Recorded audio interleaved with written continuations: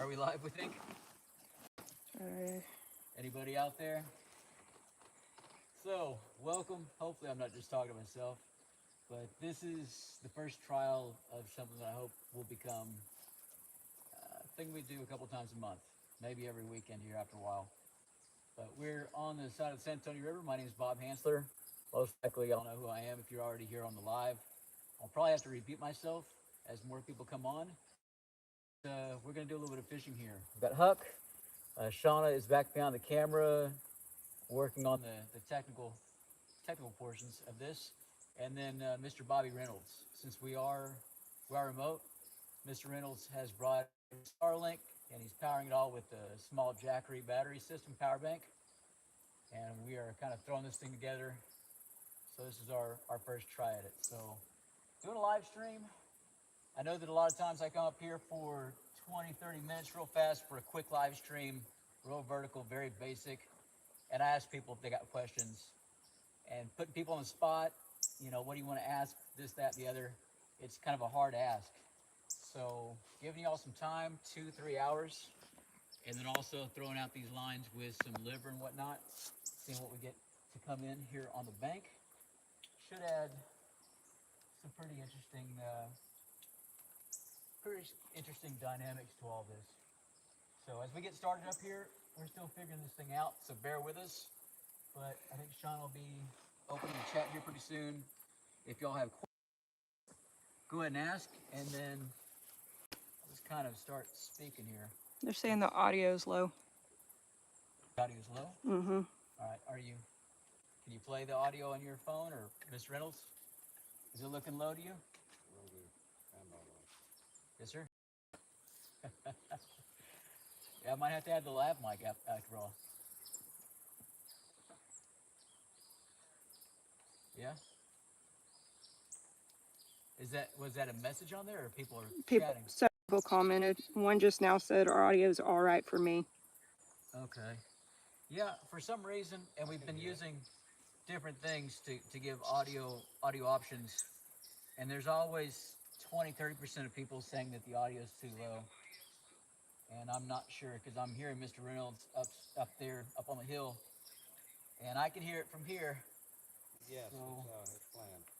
Yeah, that'll work. We can do that, guys. If your audio is low, better, of course, because he's closer to the microphone. yeah, I'll see what I can do about putting a lav mic on, kind of a pickup mic next time. So this is kind of what we're doing here. If y'all see any kind of issues, you want us to work on this stuff, things that you would like to see. We are in a major burn ban right now, and I just spent about 3 hours kind of fixing this area up on here. And if you've been keeping tabs, I'm fresh out of surgery, so it's been a month. But I am not exactly all the way healed, so it was a lot of work. But we had some campers out here a few weeks ago. I was still recovering quite a bit, and they did a little bit of unsanctioned hedge trimming down here that I had to clean up, and then they also borrowed some wheels. So I've just spent the last couple hours as well unwinding, rewinding, and rigging back up some of my fishing equipment. So it looks like I lost a lot of equipment to the river in the past couple of weeks that I'm gonna have to, well, eventually I'll recover. Typically I don't ever cut my line. I use 80+ pound test when I'm fishing, and I retrieve my hooks all the time.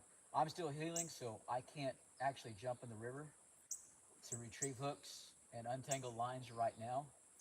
But that's my main rule out here, is to get used to it. I know at a lot of the survival shows, they'll give people 10 hooks, and after a week, they're down to their last hook, and then it's gone. So I believe in real thick hooks, lots of them, and then really good strong line. You know, I'd rather have the strongest line available. So, folks, if you have any questions, I think Sean or Bobby will keep on it a little bit. Y'all know me, my eyesight's pretty terrible.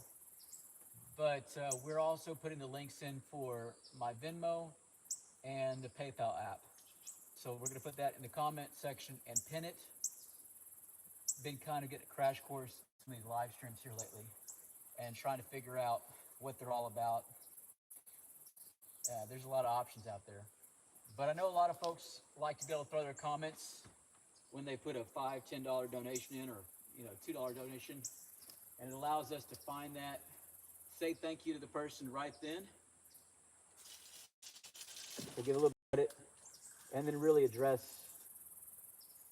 those questions and give them a little bit of time. So over the last couple hours I've been down here, it's been very quiet except for a 6-foot long gar that came up and surfaced about an hour ago. The water's murkier than it usually is, but if we do get something on the line, Sean will grab the camera, and if I'm destined to fall in the water and have something swallow me, y'all will get a good picture of that. So might as well. I do trust y'all to tell me if this thing's jerking down, but here we go. So when I was younger, I would put a bunch of lines out here, sometimes a bunch of PVC. Gosh, doggy. That was fast.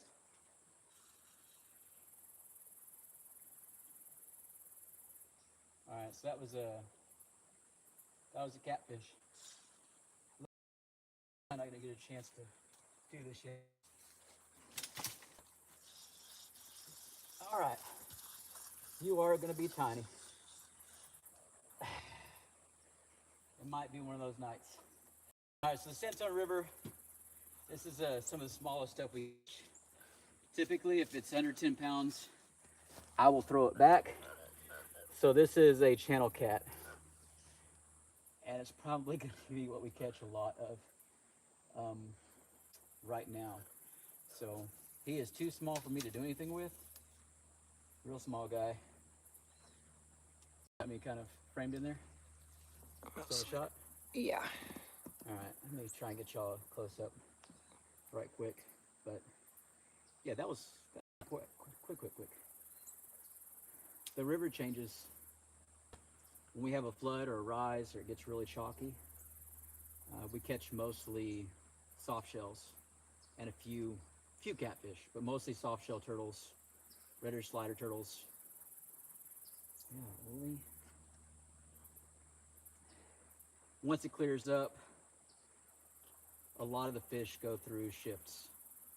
So I'll catch a big catfish for a good long while, and then all of a sudden the little bitty gar will show up and they'll start trolling around. And at that point, all the catfish stop eating and it switches out to the little gar. And nothing really respects the big gar. The big gar come out whenever they want to, and they do whatever they want to. So they get to make their own rules. All right. He's coming through yet? Not yet, just the comments. Yeah? Any good comments? I still go back and watch your old videos about the snake every now and then. All right. So this is a little channel cat. These get up to about 25 pounds for the channels. Right now we're using chicken liver, which is going to catch channel cats and a few turtles and then some gar. So if we go after the yellows, the flatheads, that'll typically be bluegill for bait, and those can get up to 75 pounds, which is much bigger. And then this year with the channel, what I'm really going to start targeting this year is going to be eel, American eel. So some of the neighbors have caught some. I've gotten more and more interested in eel the last couple of years. I've never caught one myself, but slowly getting ideas and gathering up data on what I can do to trap them and catch them and fish them and figure them out, because I've never even had an eel in my hands before. So it'd be pretty interesting. I think we're going to be running one rod today. So, and this is again chicken liver that I'm using. So sounds good. Anybody else have any questions right now or any advice so far? What they'd like to see?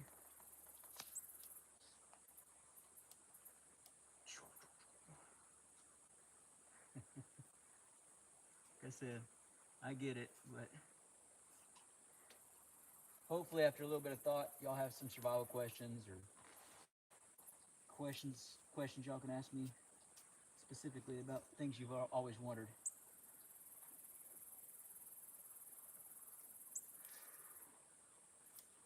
But I've got, just here for a moment. I'm sure some folks are curious about what I'm using here. I mean, it's chicken liver for a bait, but what my rig is. So what I have here at the bottom is a Gulf rig, and that's pretty much a rig that allows you to have multiple pieces of bait on the same line. I really like the idea.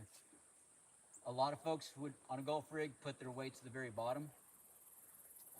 I kind of hybridized it until it's kind of like a lake rig. So you see an egg weight at the very top of the rig that's free sliding. And so I'm bottom fishing for catfish right now. So this egg weight slides up and down. I've got 3 pieces of bait spread equidistant on a reinforced line that is the Gulf rig. And that allows me to put 3 lines. Aspergoo, freshwater drum. I'll put 3 crawfish on there. Again, even 3 bluegill.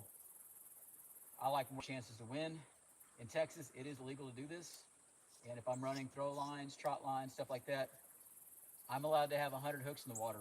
Which it's a wild state if you do it correctly. And there's a lot of regs to it. I'm using circle hooks.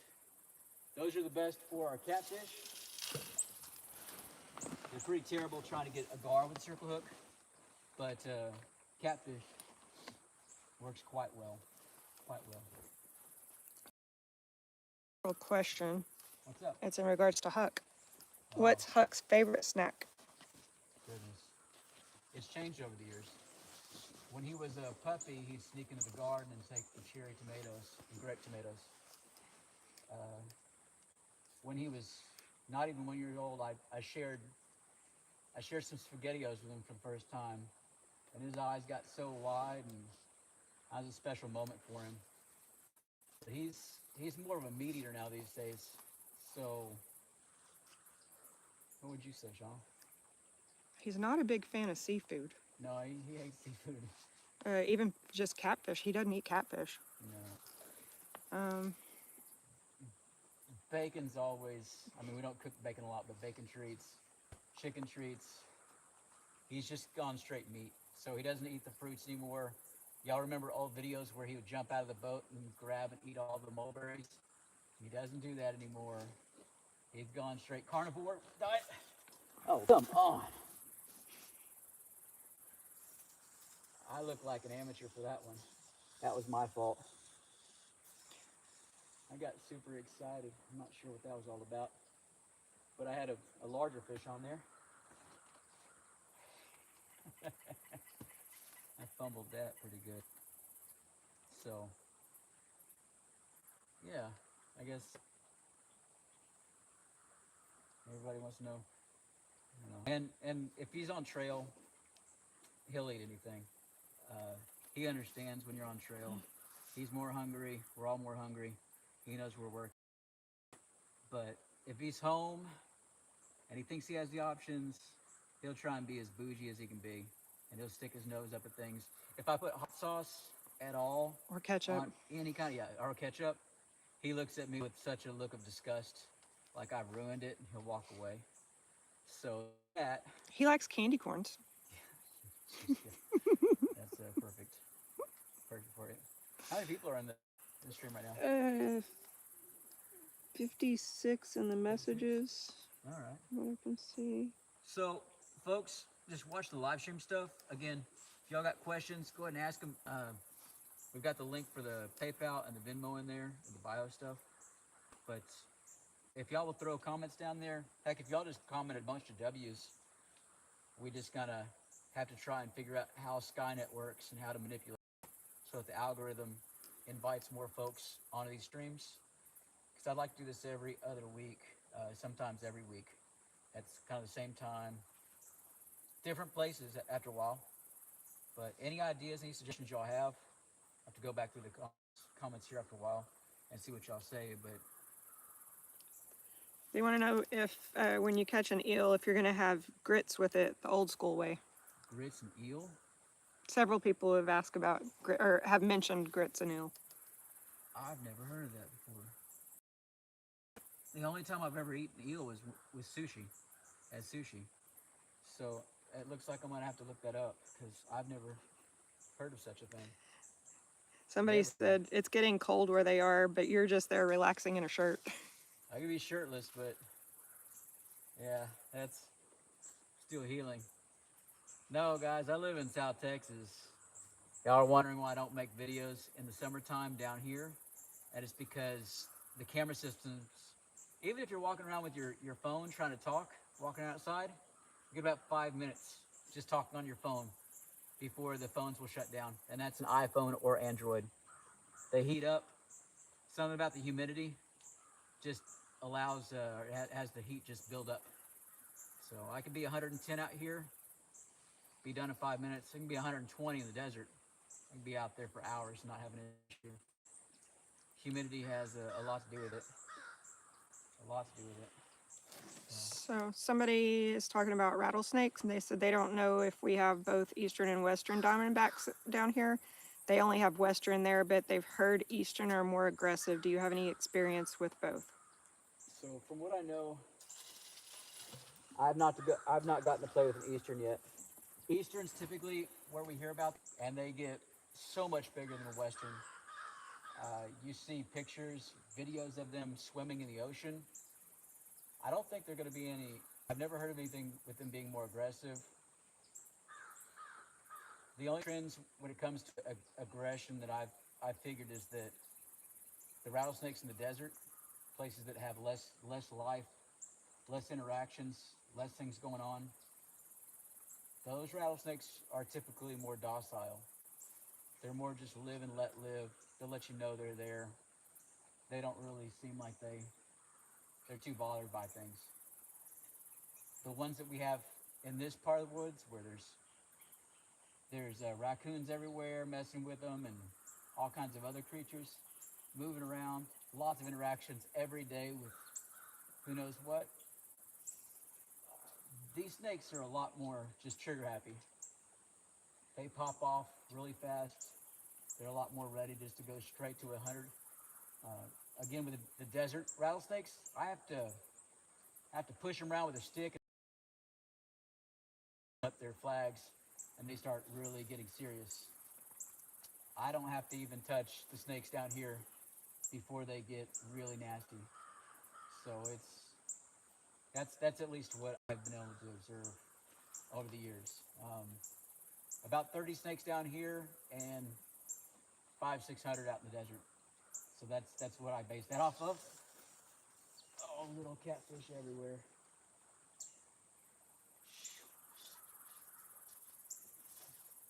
That's not great.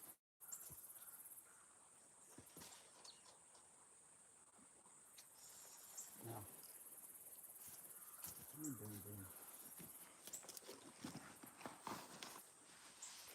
Challenge one. So let's see if I can get myself in trouble. So it really doesn't show up really well with the camera systems, but the way our banks work on the San Antonio River and why it's so dangerous and why most people don't have any kind of dock or really settled in San Antonio. If you're from Texas, you've probably seen the San Antonio River Walk, but that's a loop that they built in San Antonio. Real river. This thing is extremely hard to tame. So steep banks, fast water rise, and it can get a little tricky as far as making sure you're not following him. So, I'm not sure if I can do this. I don't even know what it is to grab onto. But we're gonna find out.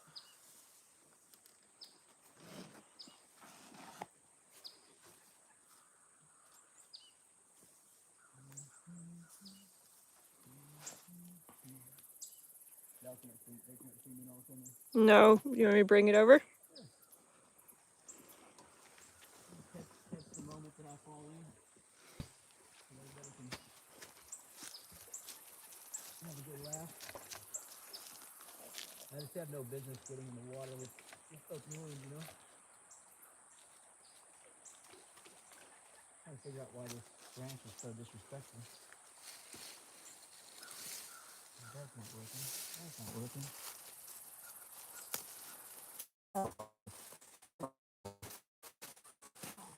Nothing under here.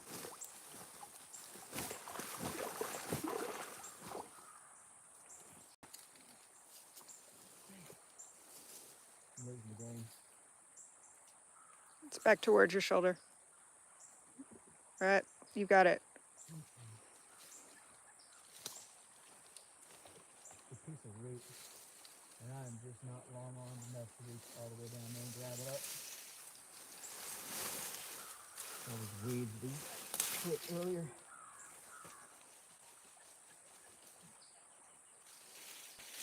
If you seeing something I'm not seeing.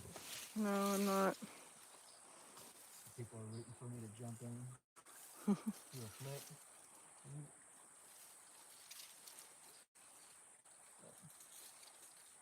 Yeah. Anybody got any suggestions on this so far? What we need to do to improve this? I'll have to look in a minute on the tablet. Yeah. I could see bringing some other survivalists and doing collaboration kind of live streams where a couple of us are fishing, stuff like that. I think that might be interesting. Somebody said good thing the alligators don't attack down here. They've seen some big ones. Yeah. Yeah, I mean, I wouldn't claim they don't attack. I think more than anything, everybody's so terrified of the San Antonio River that they don't know what's in here. Wish I brought my spear pole. I'm failing at this completely. So not used to jumping in the water. Just throwing stuff out. Give me a second.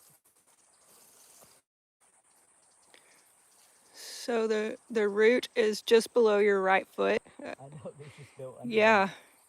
There's absolutely no unbank. So there's no elegant way to fall in and look like somebody silly. But I think your rig is mostly out of the water. It's just stuck on in front of you, right below you. yep.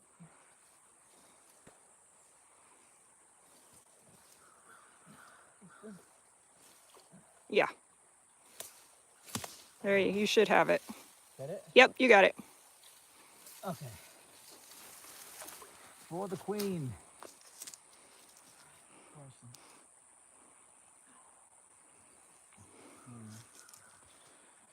It's much more exciting if there's a 6-foot long gar attached to this thing. Yeah.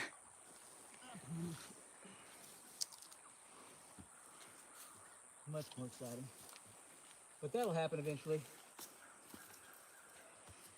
Good job having my back hook. Good job. As y'all can see, it's been 1 month since the surgery.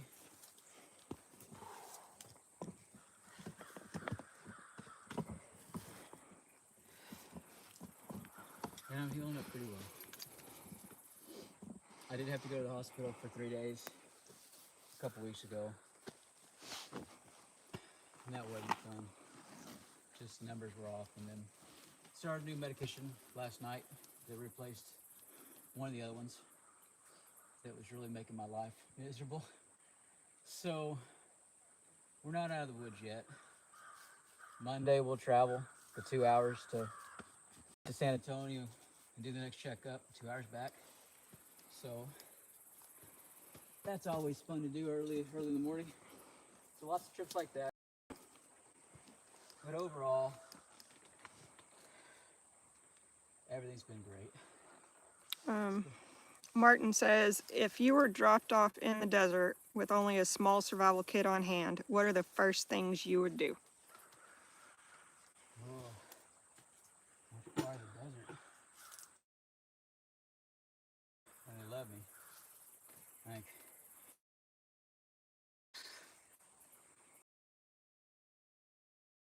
get in the shade. Depending on the time of day, get in the shade. Everything has a time. So if you're in the desert, you're not going to see all the animals out during the day running around. The nighttime, everything comes alive. The dawn and the dusk, those hours, everything's quiet. Everything's just kind of waiting. So you travel when you can. If you are going for shade, find your shade area, and then while there's still light out, find yourself a place that you need to be going to. So typically you're going to want to go downhill. Hopefully you have contours, because the contours, it really becomes an issue. So downhill is typically where humans go, because downhill is where water is. This is very contextual as far as what desert you're into as well. People start worrying about food. It's all about water. Food's not really important just yet. It will be within 4 or 5 days, depending on what you're doing with yourself. But you're gonna want water a lot more than food. And the best way to do that is go downhill. So find green areas, look for places where there's a little bit of green, seeps. Follow your stream beds until you see greenery coming out of some of them. You might be getting so low that you have subsurface water. You might have things that are kind of like what are called sand dams, or it's nahas under the gravel. And what that means, there might be a rock pit underneath or a rock waterfall area as you go down a dry stream bed. And if the water filled it up during flood, filled all that up, but it's already full of gravel, your evaporation rate's not going to be very high in that area because the gravel's covering everything. There's not much surface area. And so digging down in those areas, a lot of times you can get to that water and you can make it work. So desert doesn't last forever. You usually get out of them. I mean, if you're in the Sahara, you're going to die. But Permian Basin, it was rough out there for folks. West Texas is what I'm talking about. There's a reason why a lot of the railroads went exactly where they did when they had to go through the deserts. They had to zigzag back and forth to hit water. Wherever there was a spring, they had to make sure that railroad hit that spring. So if you find railroad tracks, you're within a few hours at least, maybe, of where they had to have water back in the day, because that's where the tracks went, because they had to back then. Steam engines required lots of water. So, Dave asked if we have crabs in the stream. crabs in the stream?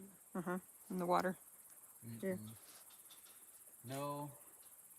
I've come across freshwater crabs a few times in West Texas lakes, but they were never bigger than a 50-cent piece as freshwater.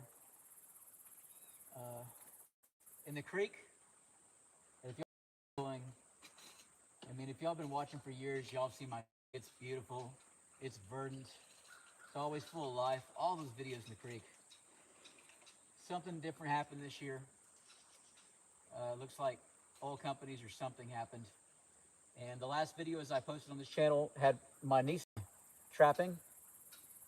3 days later, that flowing creek with all that flowing water and all that noise stopped flowing completely and dried up. It didn't slow down over the course of 3 or 4 months like it usually does. It stopped. It went from over 50 gallons a minute to 0. We've droned it. We've tried to figure it out. It's like subsurface drilling or something. I don't know. All my life, I've never seen that before. So the creek right now is completely dry. It has been for several months now. There's nothing in it. There's nothing to it. All that life, all the crayfish, those cichlids, those bluegills, everything else, they're all gone. They're all gone. So Typically, we have red swamp crawfish in the creek, and here in the river we have Texas devil crayfish, little bitty guys that live a very different life. What's that? YouTube commentator asked if you've ever caught a water moccasin on a reel, and he also says, "Do you get Antonio? We have Oh, tons in yeah. the bayou." So I've gotten lots of waters on rod and reel. Water moccasins, I've only seen 3 or 4 of them out here over the years. I mean, I've out on the lakes and certain rivers, I've always come across fishermen, big quotations there, and they were all beating to death and killing water snakes, screaming they were water moccasins. But I've only come across them out here a couple times, and typically they were just curled up, fat and happy on the bank. So I really haven't had enough experience with them. But water on the rod quite a few times. I think there's some early videos that I have that were pretty popular, where they were jumping on my fish and trying to grab them, because they're not shy at all, and they do eat quite well. Quite well. What was the other question? Sorry. You're good. About the water moccasin and the alligator gar, if we have them in San Antonio. Yeah, big time in here. So we have some of the largest alligator gar down here in this area. I have a relatively unused portion of the river. Again, the San Antonio River is not very easily accessible. It's just a rough river to get into. So I could travel for about 6 hours by kayak and not mess with or see really signs of any humans. It's not everywhere on the San Antonio River. There's definitely towns that are close by and things like that where you see some things going on, and every 10, 15 a power line or something go into the water. But it's nice out here because there's some grandfathers that live something bigger down there messing around now. But we do have big alligator gars here. I heard one gulp down about 50 yards down that way about 2 hours ago now, I guess it is. But they haven't really been moving up and down here lately. It just kind of depends on the day, the hour. We'll have to do a live stream here in the next couple weeks. This is about as quiet as I've had the river for a long time. Most of the time when I'm down here, all kinds of action happening. But it's still a little murky. When it turns green, gets a little clear, that's when the fishing gets pretty fantastic, pretty amazing. So I always look forward to that. Over the next couple weeks, they're just stealing my bait right now. Over the next couple weeks, I'm going to go ahead and get my boat up and running, and I'll be putting that here into the river because there's a lot that I haven't really got to show people. I like to be able to go out on the river and really expand what the channel can do. Because if you have access to a waterway, you really, really have your own nature road. Come on, fishes. Just little bitty guys. Manny G says, "Will you ever post equestrian content again?" I think so. I do plan on being in West Texas this summer, and I do plan on being horseback a little bit. It kind of depends. The program that I was a part of all those years, management's changed several times. Mistakes have been made. They're now clearing everybody out one more time, upper management. And they're going to try one more time to bring everything back online and see if they can. So everybody cross your fingers. I mean, if y'all remember where I was riding and how beautiful that area was and the programs that we were putting on, I mean, years and years and years of taking people out and guiding them for a week at a time. It changed our lives. And it is idyllic back there in those mountains. It's absolutely phenomenal. So losing a program like that is a true loss. And so if we can, there's quite a few of us that still have our heart there. Heck, right now I don't have a power box. Mine crashed out about a month ago. But we'll get a Starlink and tie it to the back of a mule. I'll do a live stream going down a mountain pass. But again, special thanks to Mr. Reynolds up here for lending us this equipment to run this. but he's got Elon's Starlink running Skynet right now, and a Jackery, a small Jackery power station running right now. So we'll see if this works out. I'm gonna get a few donations put in through the Venmo and PayPal to make it justified, and figure out how to get more people watching this stuff, so that we can afford to buy that equipment and pay the monthly fee. But I'd really like the opportunity and ability to really stretch out there, especially when I go back to the mountains and then into just the basic desert. Saw the cats eating. Looks scarred to get something. If y'all remember the desert videos, those are pretty epic. People enjoy those a lot. Cactus eating, all that good stuff. That's what I'm going to be messing around with this summer here and there. I'm going to be back in the desert playing around, doing stuff in those areas. So the idea of being able to come on every week and a half, do a live stream with the Starlink, it sounds very appealing to me. So if y'all like this, guys, please share this. We'll get a schedule down so that we can be on here at more regular times so that people know what's going on. It won't be happening this next weekend because we have our first, at least for the fall season, our first survival school. So that's going to be November 14th. We still have a few openings, guys, so if you want to get onto the website, the easy way to get on there is just to put bobhansler.com and sign up for the class through the Bookio link. And that'll take you, and then, you know, in 5-6 days, you can be down here.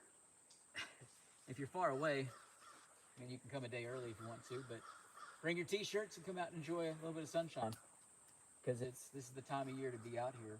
It is very dry right now, but as you can see, I'm not shoveling snow. We don't believe that down here. Snow should be in a cone form. Always. Iced tea or something. I'm running out of questions on They said, I'm glad you're out there fishing. What kind of fish are in there? Trout, bass? Do you get more than just a couple of crawdads out there? Are there any in the river? The red swamps aren't in the river. Just some little bitty Texas devil crayfish, painted Texas devil crayfish. So the fish that I've caught, that can get complicated-ish. I mean, in some ways, it's whatever some kid flushed down the toilet in San Antonio. So I've caught all kinds of tilapia and goldfish and weird stuff like that. We do get up to 13, 14-foot long alligators or alligators? What do you get up there in Fall City area? Y'all get alligators up there? Mr. Reynolds? On the San Antonio River, yes. Yeah. How big? I mean, 4 to 6. Do what? 4 to 6. 4 to 6. I guess I get the big headlines where they pull out like a 13-footer every once in a while. So there are alligators in here, but not very many. And I do swim in here a lot by myself with Huck being lifeguard, I guess. It's always a thought. It's always a concern, but not enough for me to stop swimming. Fish in here, American eel, bluegill, cichlid, several types of bass, though I haven't really been targeting those. I'll have my cousin Ronnie come down here in the next few months because he's all about that type of fishing. We have freshwater drum, which is also called gaspergoo. Beautiful big white fish. I've tried cooking it over and over again. I can't get the fishy flavor out. I don't know what to do. I have flathead catfish, which are yellow, also known as yellows. Those get quite big out here. I get the channel cats, which are what are still in my bait right now. Long-nosed gar, alligator gar, big giant carp, always big carp. Got anything else on the list? There's crappie, there's shad. There are mullet every once in a while. Some of the salty areas, we have mullet show up, which is The pretty little strange. the little shiner, the Texas. Oh, shiners, those aren't really fish. Yeah. And then we have the plecos, Yeah. the armored catfish. We have those invasive species running around out here. But that's your basics. We see some freshwater shrimp every now and then, depending on the year. Yeah, if there's enough coverage. I mean, things are always changing, new invasives coming in. I know San Antonio and eventually, probably here pretty soon, the giant African snails that are bigger around than my fist, those are slowly making their way down through the San Antonio River because somebody released them in San Antonio a few years ago. So that'll become a new reality. But you just never know what you're going to come across. Somebody asked what exactly is an alligator gar. It's an armor fish, a tactical fish. What is it? Kind of an improved arapaima, like a barracuda, but with armor plating. They've got diamond-shaped armor scales that are about the size of a dime, but made into arrows. They look like arrows. If you grab them without your gloves, even the scales, you'll get micro abrasions. They've got long snouts, real long depending on the side of the head, and the heads look pretty much like an alligator. The teeth are very similar. They're prehistoric fish. They have primitive lungs, which even when the creek is getting a little dry or it's getting mucky and murky and going into puddles over the years, everything else will die. But even if there's an inch or two worth of water still there, as nasty as it is, those alligator gar will still be alive in that puddle because they have primitive lungs. A lot of people call them trash fish. That's typically people that don't know any better. They've heard somebody say it and they just say it back. Alligator gar have amazing meat. It's very lean. It's like chicken breast. It's not my favorite, but if you have fat to add to it, it's easy to get. I'm not very good at filleting, but taking the back straps off of a gar, pretty easy once you break into it compared to the skill that people have filleting.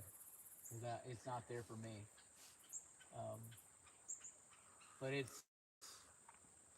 it's a beast of a torpedo of it's a river. We've got more laws coming up now that are protecting them. Fishing stuff kind of hit 5, 6, 7 years ago. Everybody went out fishing nighttime, and they started decimating the populations of large gar because at nighttime they like to troll along the top. And these big gars, 70, 80 years old, they live long, long lives. They're very intelligent fish. And within a couple of years, they decimated generations worth of fish. So Texas has spent some time to now try and protect what's left of them. But not just the laws, but right now, dealing with just the bias of it all. Because people will still sit there and they'll drag alligator gars up on the bank. They'll stab them and then leave them there to die, which is very illegal. And it's ignorance. They'll say that the alligator gar are eating the bait fish. They're not. So there's a lot of misinformation that surrounds the alligator gar. It's one of those rabbit holes you can go down. But I love them. We got a couple of donations. Oh yeah? Yeah, Brian Frankie just donated on YouTube, $19.99. Thank you, Mr. Brian. Mr. Frankie. Yes, sir. Mr. Frankie came out to our last class. Absolutely phenomenal, man. So he's humble about how good he is. He's one of those guys you just appreciate knowing he exists in the world. Mm-hmm. So, and I think if he can, I think he might come out this next weekend and visit with us. Because once you've already taken the class and come to our basic class, intermediate, advanced, it doesn't matter. Once you've already taken the class, you can come in again, 70% off, and just join the class and hang out. And we've already had almost everybody that's already taken the class do so, because it's, I don't know, there's a real need for this stuff, guys. People enjoy it. Bobby Merrill's up here on the hill. How many classes have you been to, Bobby? 2. To 2 of them already? So he's been to 2, and then I think Bobby was gonna probably come to this next one as well. So like, that should I don't know, should put off a few flags. If you have any doubts about coming to the class, understand most of these folks that are coming, they're already coming back. Mhm. It's phenomenal, and yeah, just do it. It's a good tribe. Sorry, Nike. The vibe we've been creating and continue to create, the people that you get to meet out here, just the demographic of folks that are going to spend a few dollars to better themselves. It's probably not what you expect. It's not a bunch of guys just burping, and it's a lot of gals, a lot of guys, and it's a really amazing vibe. So we want to create more of that, and we want to grow our tribe, meet more people. So I want to make this just a mecca for amazing folks. And Mr. Frankie there, I'm glad I met him. And So, then we had another donation on PayPal from Martin Purvis, $12.57. Thank you, Martin. Mr. Martin, did he say anything? He says the note in there was Huck for life. Huck for life. Huck for life, and then I think the old one was Huck approved. Yep. Because of so many videos where he was, I wouldn't say critical, but disdainful of some of the things I would attempt to try and feed him. Not impressed. Not impressed. But thank you, Mr. Coral. Thank you, sir. I appreciate it. I just, I put on chicken hearts onto my hooks right now because the chicken liver's coming off the lines too fast. So if I have that occurring, or if I'm fishing in the middle of winter time and throwing out that I'll leave overnight, I'll use chicken hearts. If the long-nosed gars show up out here in force, they'll nibble my bait off all day. And so I put on the chicken hearts, and that allows me to keep bait on and wait for the big fish to show up. So I'm gonna give that a try, and hopefully some of these little guys will, bring their grandfathers back over here. I'd like to be able to pick up some really big catfish and some other fish over the seasons. Freshwater drum we'll catch around March. Phenomenal fish. Just every season has its fish. And I look forward to being able to share some of this stuff with y'all. And then learn stuff from y'all as well, because Huck's, I don't know, the audio's picking that up. It's a lot of coyotes. Yeah. That's eerie how many coyotes there are. And they're done. Yeah. Very, very, very healthy coyote population out here. Michael Elliott says he'll see you in January. Heck yeah, Michael. Yeah, I saw you signed, Michael Elliott, and then another gentleman as well signed up for January. Yeah. So that's starting to fill up. I'm looking forward to that class as well.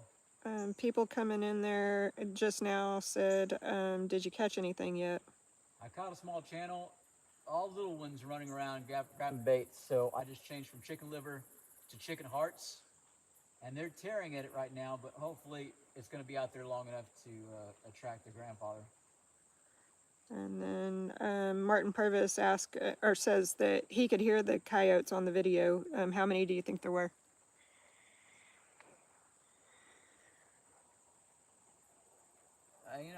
I can tell, but there was an echo effect. It sounded like it was reverberating or echoing off, and it made it sound really eerie. There was a magnifying effect. So my brain, just hearing it feels like 30. But even coyotes, 3 or 4 of them normally sound like there's more than there are. I wouldn't want to guess. Typically, we don't get more than 15 in one group. It's been very few years. This year, we've already spotted, and the neighbor spotted a coyote running down the fence with a raccoon. The animals have already been stripping all of the cactus fruit off of the cactuses. Everything else has been stripped, and we're not cold yet. So we're likely going to have a really, really nasty year. I mean, carnivores, coyotes don't typically make and don't typically fight with raccoons unless they have to. And it's really early for them to pick a fight like that. So it's probably going to be pretty ugly. And it's got to make sure Huck doesn't do too much exploring without me. Because once they get desperate, creatures make just making changes. You know, a mountain lion or bear with cubs is hungry will look at a human very differently than one that's not. You know, definitely around 10 or more coyotes though.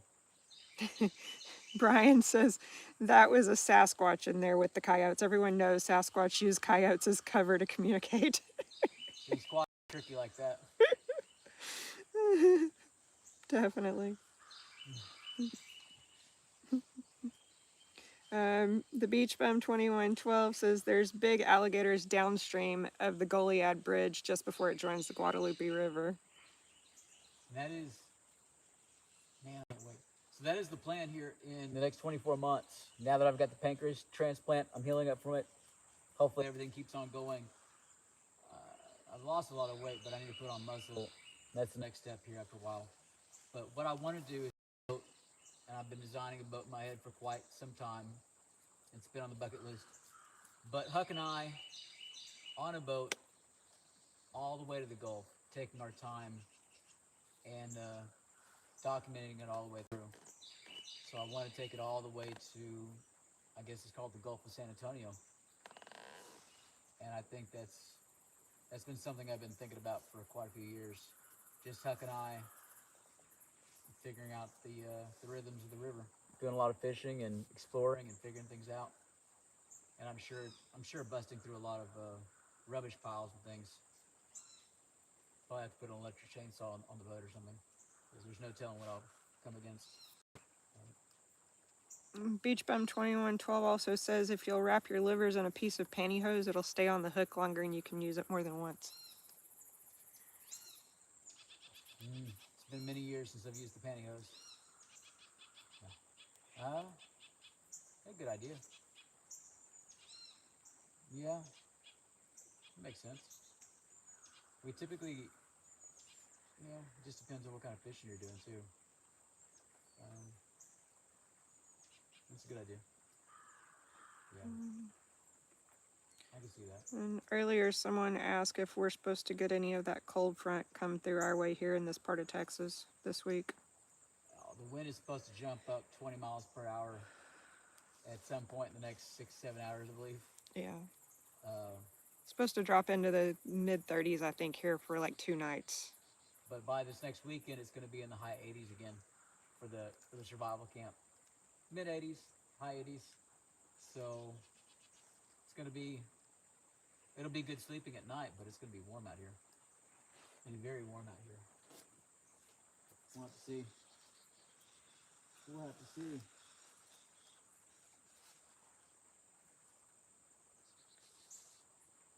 Let's see here.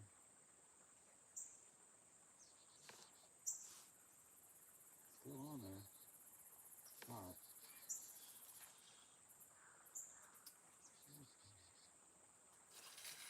Get it out there.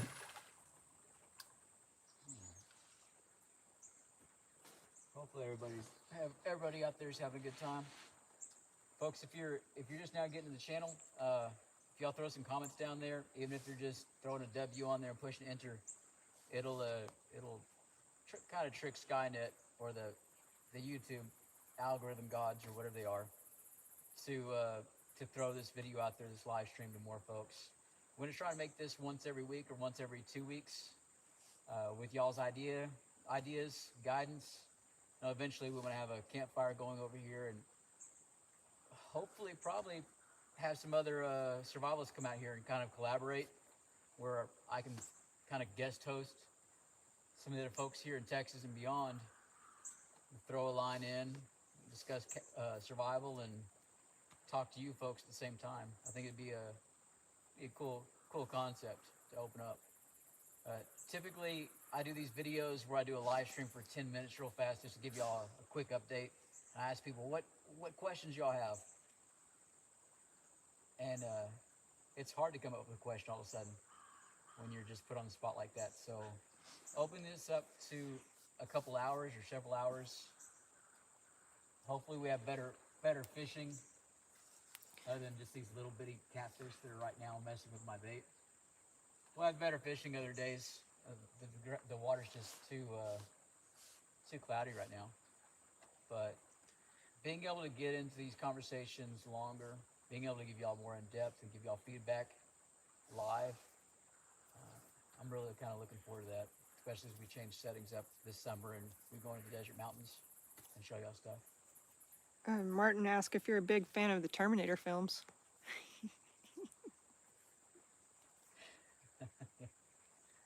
There's a lot of nostalgia there. Heck yeah. Yeah. T-200s. Yeah. Well, Skynet, man. You can call the AI all whatever you want right now, but give it a few more months and it'll name itself. It's scary what we got going on these days. A broke engineer just donated on YouTube $20. Says it's good to see you doing well, Bob. Pouring one out for your health. Was it a broke engineer? A broke engineer. Yep. Nice. A broke engineer. That's the original name. Mm-hmm. And I'm glad to be feeling this way as well. I did just change out my meds. 2 weeks ago, I did spend 3 more days in the hospital. That wasn't added really to the video. Oh, please stay on. All right. He felt like he was so much bigger for a moment, but he's not. This is all just the little bitty guys today. I keep on telling everybody, oh, there's huge catfish in here. I think Bobby saw it last time. I think one of my friends came down while we were in the class and threw the line in for about 30 minutes and brought a bunch of catfish up for a second. They were out there just whenever you expect nature to fall in line to do, it will disappoint. So this is another channel cat. Tiny guy. Again, I've said this before. If it's under 10 pounds, most of the time we put it back. So, okay, that's just mud.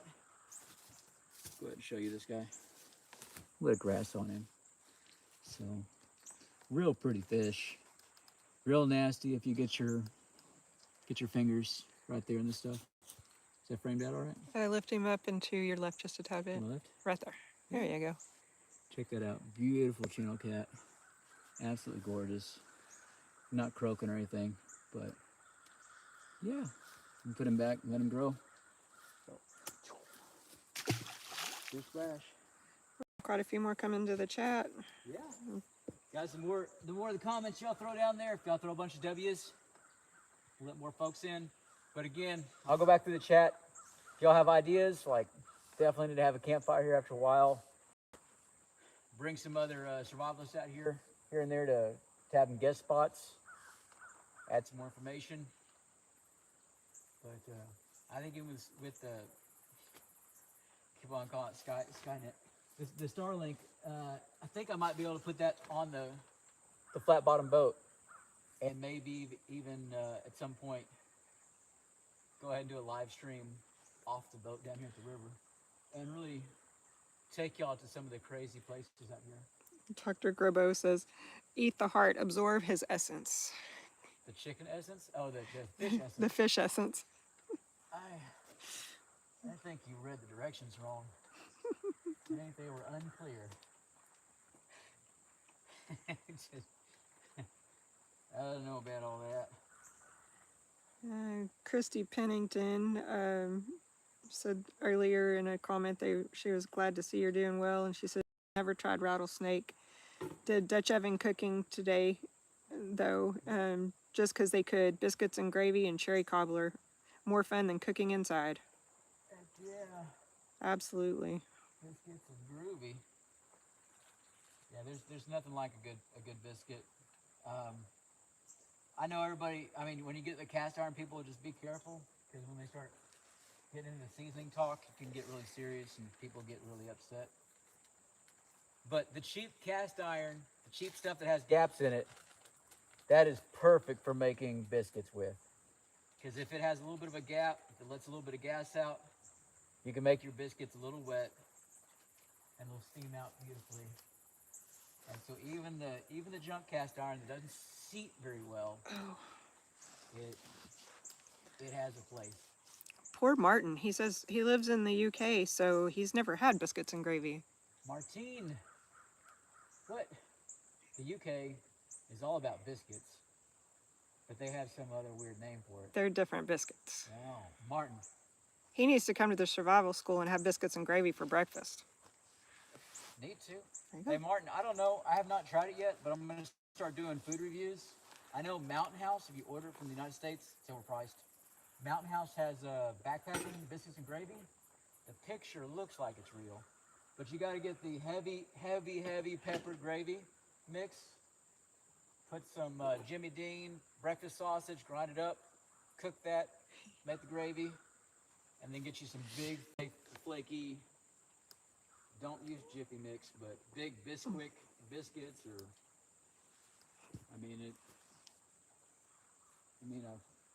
that's stepping into people's beliefs right there, how they like the biscuits. I don't want to upset the natives, but yeah, nothing like really good peppered bacon, peppered white gravy.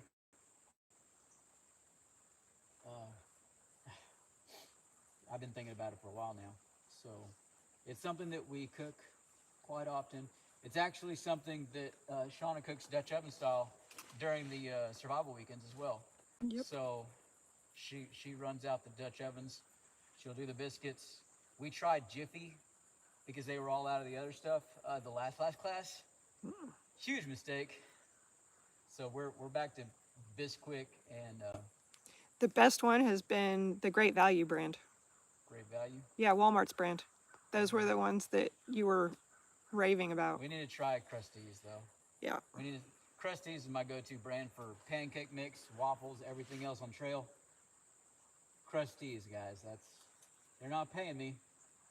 They've just kept me alive over the years. No biscuits and gravy though. Mountain House does have a biscuits and gravy. Mountain House is a miracle in a pocket. It's overpriced, but their technology has surpassed everything that I expected out of them. So, no biscuits and gravy. What a world, man. That's wild. Mm-hmm. Yeah. Jesus. I gotta have my biscuits and gravy. Yeah. I have had some folks that are from outside the United States come here, and I've gotten to see some cool reactions. Having Wooded Beersman down here from Canada, and the first time he got to see a semi-automatic rifle and a semi-automatic pistol,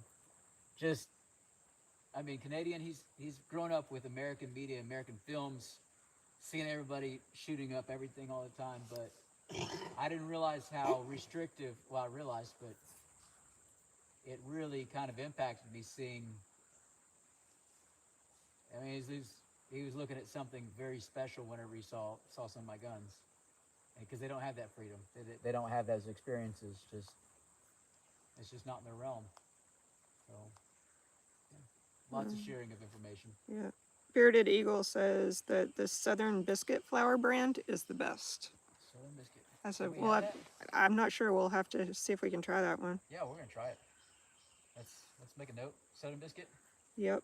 Bearded Eagle. If it's not truly amazing, we'll hold you responsible. I will find you. And I don't have the lines down, but Somebody asked about your rig. They said, and you know how I pronounce things, Santee rig, Santee, with a float. Is that what that is, or is that? no. What I'm using is I've bastardized Gulf rig. So the Gulf rig has the multiple hooks coming out all the way, and typically there's a weight at the very bottom. I've changed it, and I have a Gulf rig running 3 hooks on it all the way to the bottom, and then I'm running a my goodness, why can't I remember the name of the weight? It's a slip weight. I said it 15 times in my head earlier. I've got a split weight up on top, or a slip weight, and it's just free floating above. And so here in the lakes in Texas, we have puddles down here full of catfish. And so you toss out, you pull your line tight until it comes up against and cinches up against that weight. And then when one of the bottom feeders, which again is mostly catfish, grabs it, pulls it, your line will slide through that slip weight, and then you yank back. Bearded Eagle said barrel weight. Is that what it is? No, not barrel. Guys, y'all had to ask me. Yeah. He also says he'll take full responsibility on that flour. Egg weight. Egg weights. There you go. Egg weight, sorry. He says he'll take full responsibility if we don't like that flour, that Mighty biscuit stuff. That's right. Heads will roll. I'm looking forward to it. New products, new ideas. That's the way we figure things out. Absolutely. So, I'm all about it. Just, Jiffy's good for cornbread, not biscuit mix. Yep. Stay away. And Bobby up there, if you have any advice on this stuff, man, throw in. I know very divisive conversation to have. Making me hungry talking about it. Are you hungry? Oh, I had a banana for breakfast. I'm good. No, that's a food. Mike Eastop says he's sorry that he was running late to the chat. I was running a gas line for parents under the house. Nice. A gas line under that. Okay, so probably pier and beam. Micah, yeah. Yeah, I got you. I mean, it's starting to become the season. I've had to pay for the gas line to get redone because I'm not a gas line guy. But we're all electric out here for the most part. Mostly because we're remote, very remote. So We had another PayPal donation come in from Peter Bayless, $12.57. Says, hey Bob, good to see you out fishing. Thanks for all your great content. Fantastic news on being free from insulin meds. oh man, I keep on forgetting about it every once in a while. Peter Bayless, man. Thank you, sir. Right now, I'm just sad that I'm not pulling in fish. I talked this place up quite a bit. If some of y'all had gone back and watched the Wooded Beersman challenges back when he came here so many years ago, you also noticed that we weren't catching too many fish at that moment either. But the river's making a liar out of me right now.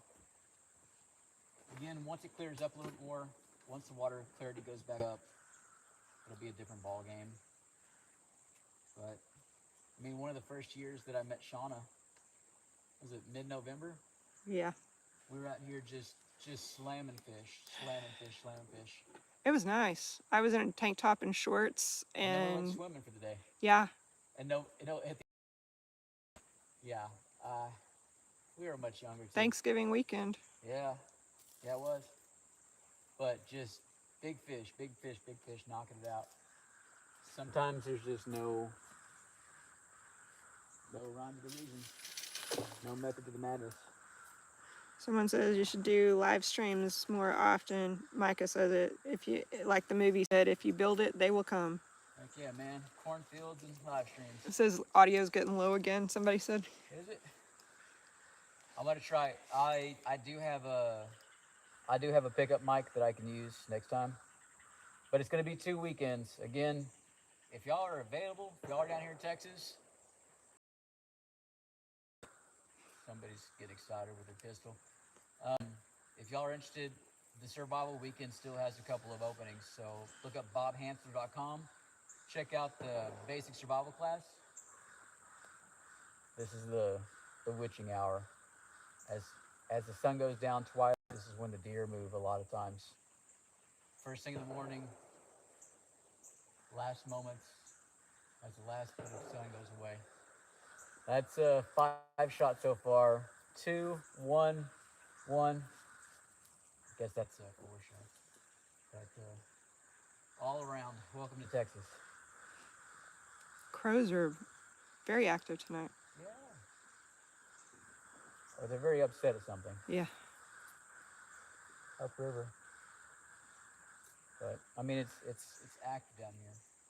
The turkeys are going to be showing up in the next 10 minutes to come roost somewhere on the river, so we'll hear them fussing. You just never know. It's pretty amazing out here. It's a cool rhythm. Let's see, Vicky and Ryan's Gold Adventures says, old lady in Maine here, followed your YouTube for years, learning survival techniques. I was just wondering how you were between the snake bite and the kidney. I'm so glad your family gets to keep and love you. Wait, is that gold adventure? Yeah, Vicky and Ryan's Gold Adventures. What kind of gold, Vicky? How are you getting gold? I need answers here. I've got questions. And Brian Frankie says the crows are upset at that Sasquatch. Told you. Squatch is upsetting everybody. It is messing up the balance today. It is kind of the same area. Yeah. Who knows? Need answers, Vicky. I'm guessing she has a YouTube channel, maybe that they're doing prospecting with, or. I'm not sure. Maybe Vicky can fill us in a little bit more on what your name on your YouTube name means. What my YouTube name is? Hers, Vicky and Ryan's Gold Adventures. Yeah. Well, I'm curious for a very specific reason. I guess I've never mentioned. I don't think I've really mentioned what my family used to do back when I was a kid. Too much. We were in Alaska a lot though. And all that gear's been parked since '89. And it stayed parked in my barn. And it's all still there.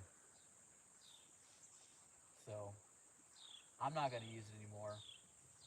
If anybody knows of a YouTube that likes big gold dredges, floating gold dredges, and wants a crazy story and a crazy trip down to Texas to pick up a piece of history, I have one. I have a gold dredged. Granddaddy just didn't live forever. So it's a long way from Alaska though. But it's all in one piece and been protected the entire time. It's just a time capsule of a floating gold dredge. I'm sure some YouTube channel would love to come out there and knock the dust off of it. Because it is a beast.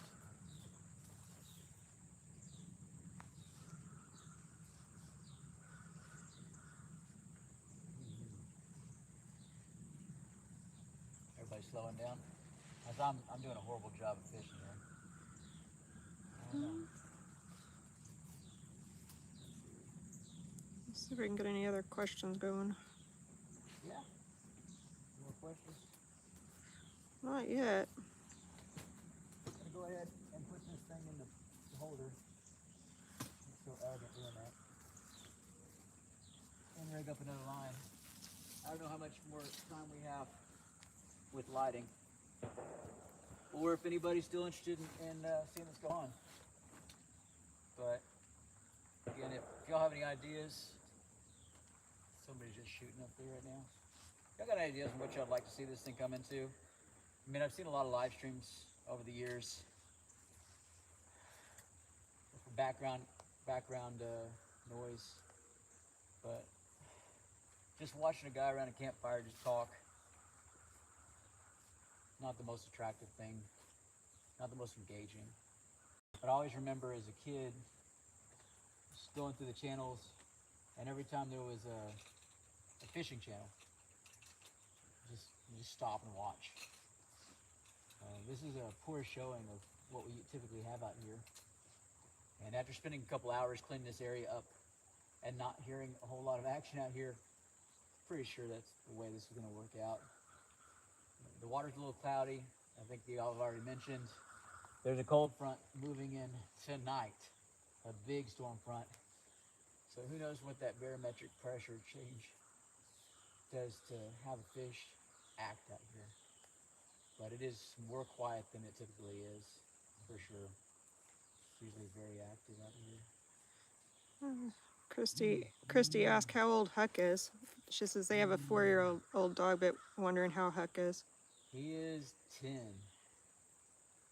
He is 10 years old right now. He's getting there. Now that I've got done with surgeries, I'm going to be able to be more active, way more active. He should be able to lose a little more weight instead of waiting on me all the time. So, be some fun adventures. Good luck with them, though. They're phenomenal puppies. They're very smart. They just need to be shown things and kept learning. But, I asked if there were any other questions, and then somebody asked, are you going to come back to us, or have you already come back? For, I guess as far as videos, you want to give an update? An update. Yeah. So it's been a little over 3 years since the kidney transplant. Most of y'all seen through that. That was rough. Before that it was something else. I mean, y'all have been drugged through this over and over again. Y'all hear the turkeys? Something upset them. Something run after them. They're back behind about 150 feet. But I'd gotten the pancreas or the kidney transplant a little over 3 years ago, and then I got put on the pancreas transplant. Once you've already had one transplant and you're already taking the anti-rejection drugs, which were pretty rough, a lot of bad side effects, way more likely to get cancer and die from that now that I've got these going. But once you've already got one, you're going to take the drugs, you might as well get a pancreas put in and solve the diabetes. And it's already been beyond phenomenal. So I'm not taking all the injections all day long. I'm not having to sit there and monitor myself constantly. I'm not having all of the issues, the never-ending issues, the ups, the downs, just every hour of every day, every bite I take, every injection, everything had to be planned out. When am I going to go to bed? How much am I taking before this to make sure that I wake up at the right time, have the right amount of food so I don't just die or hurt myself. And so it's all just been logistics since I was 12. Once I got the pancreas transplant, things changed dramatically. I thought it would just be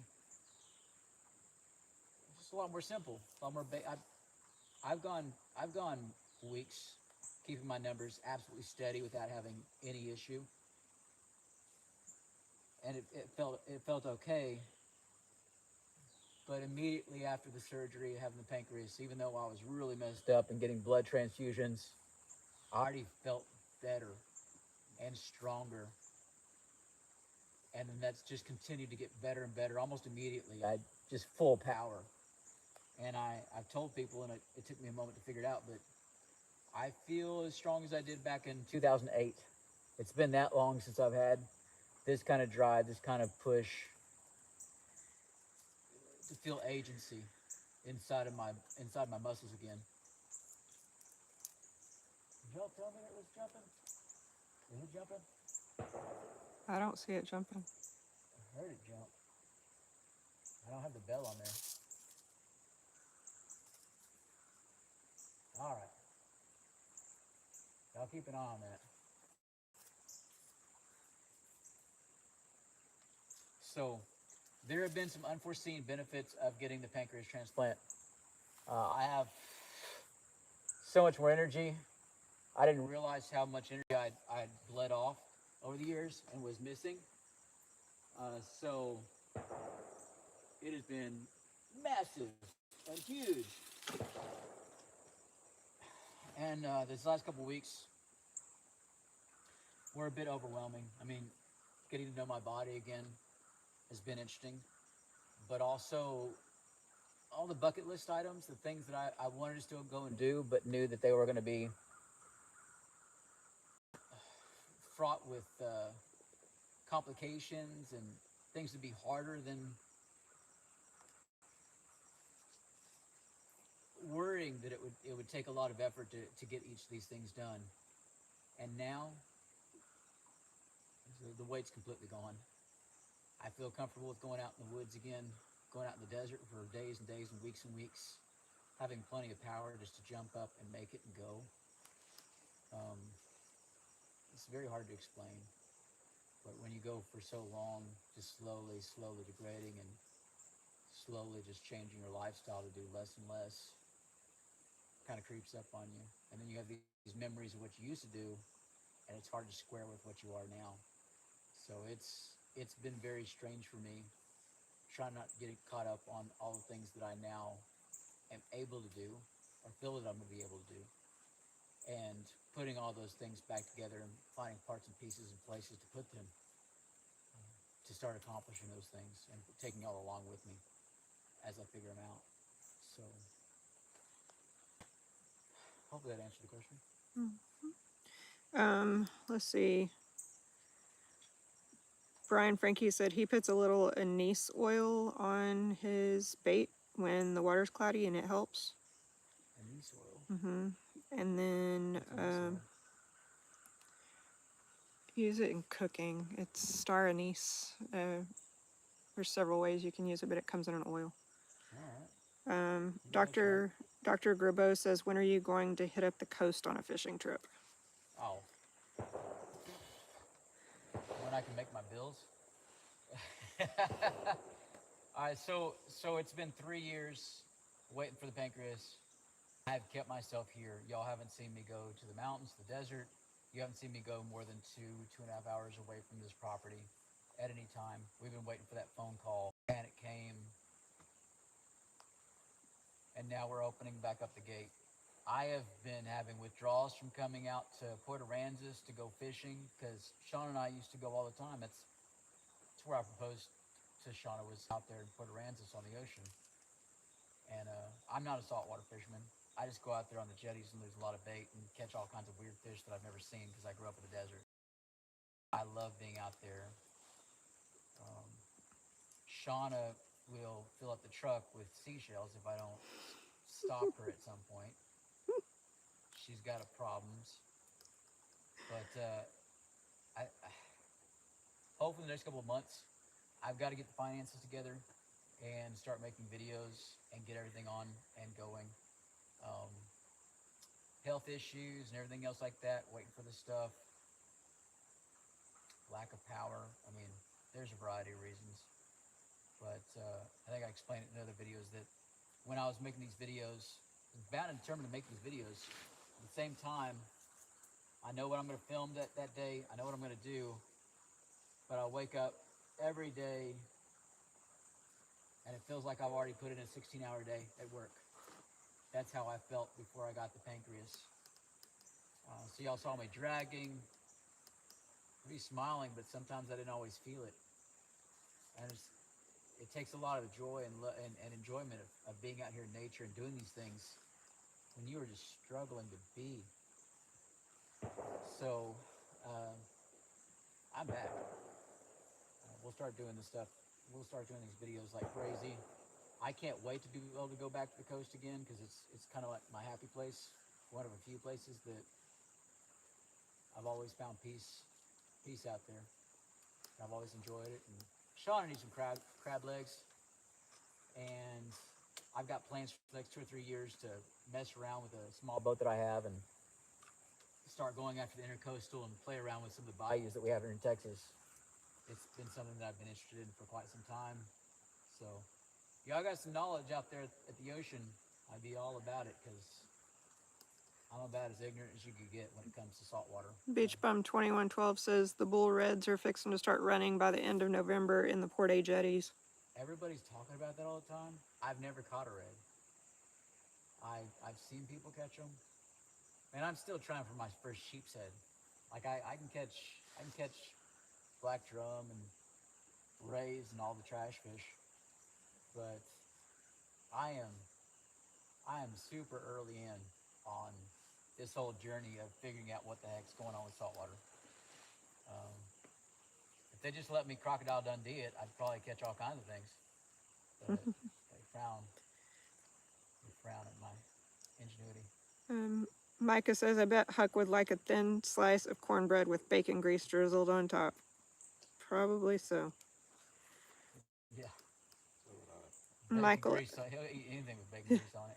Michael Elliott says, good seeing you. Got to head out. If you come back up to San Antonio, let me know if I can help you out anyway. Again, see you in January. Heck yeah. No, I'm in San Antonio way too often, Michael. That'll be Monday, unfortunately. But it's not a fun trip for me. And it's be there at 7 o'clock in the morning. So it's just got to go donate the blood and have them draw it out of me and find out if my organs are working out just fine. And Micah says the Trinity River is chock full of the eels. He's caught them on rod and reel and also trot lines. Yeah, Trotline, yeah. Mm-hmm. I've heard a lot of people using worms mostly. Says they taste great smoked on a pit and also make good cut bait. I'm ready. I've never even grabbed one. I'm looking forward to it. But putting the boat in here, and I like to do some trot lines, some true trot lines. Texas has a lot of regs on them, but we'll be observing all the regulations for those and showing those. But I can put up to 100 hooks out with one fishing license, which should be a pretty wild video. And then I can do drop lines. There are so many down trees in the river this year. Drop lines everywhere. A whole lot of stuff I'd like to go ahead and show y'all. And the change of scenery is amazing too. And when Huck lets me take his boat out, it's pretty awesome. Dr. Grabeau says he's got your back on the coast, brother. Just let him know. Yeah? Where's he out of? I don't know. He made a comment earlier saying that he was going to try to make it down this weekend. Yeah? Yeah. Rabeau? Okay. I don't think you read that one. I'm not sure I did. I don't know. Folks, hopefully, we still got 50, 60 people in the chat? Or 48. Yeah. 48? Yeah, I'm going to have to find some ways. Again, if y'all have suggestions on how to sexy this thing up, I'll put the Venmo and the PayPal. I think Sean's got them in the bio, and it's the first comment there. But we'll find ways to get this thing going and really make it super interesting. But definitely a special thanks to Mr. Reynolds up here. Absolutely phenomenal, man. He does run a pool business out of San Antonio or close to San Antonio. So, what was the name of you're one of the biggest names in there? Custom pool. Custom Pools by Reynolds. So, really good company, trustworthy company, been around for quite a few years, and phenomenal guy running the show along with his kids. So, he's been out here, offered his help, and he brought his Jackery power box along with his Elon Musk Skynet satellite doohickey thing. So, the Starlink, yeah.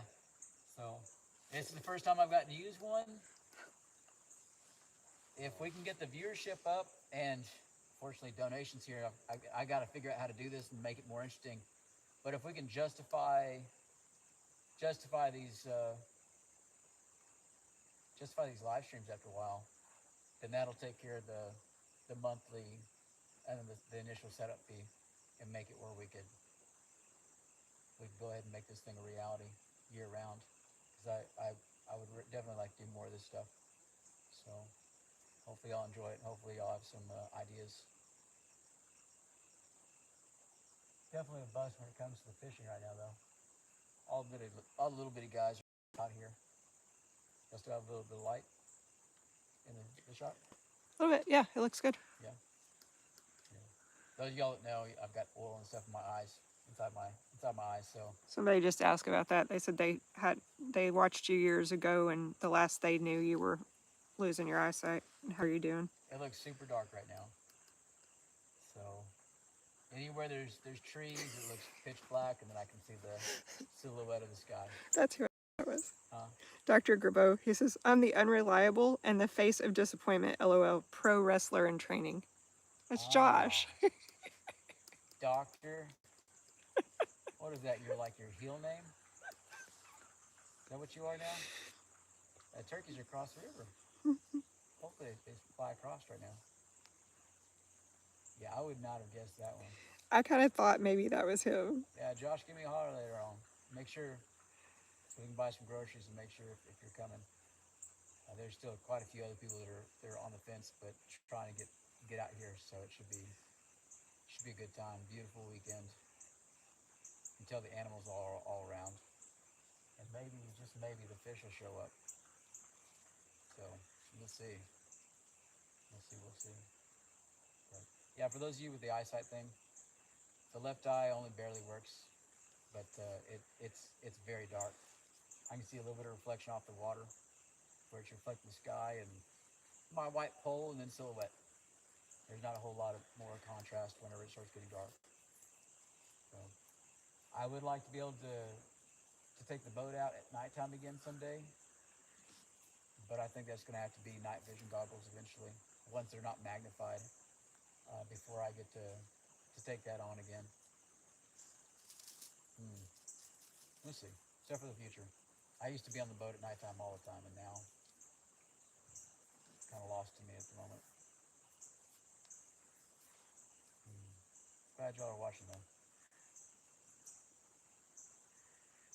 Pete B says, just keep getting out there, Bob. I'm sure most of us just love joining a live and chilling out with you. I hope we're not gonna make it one of those things where people are just hanging out.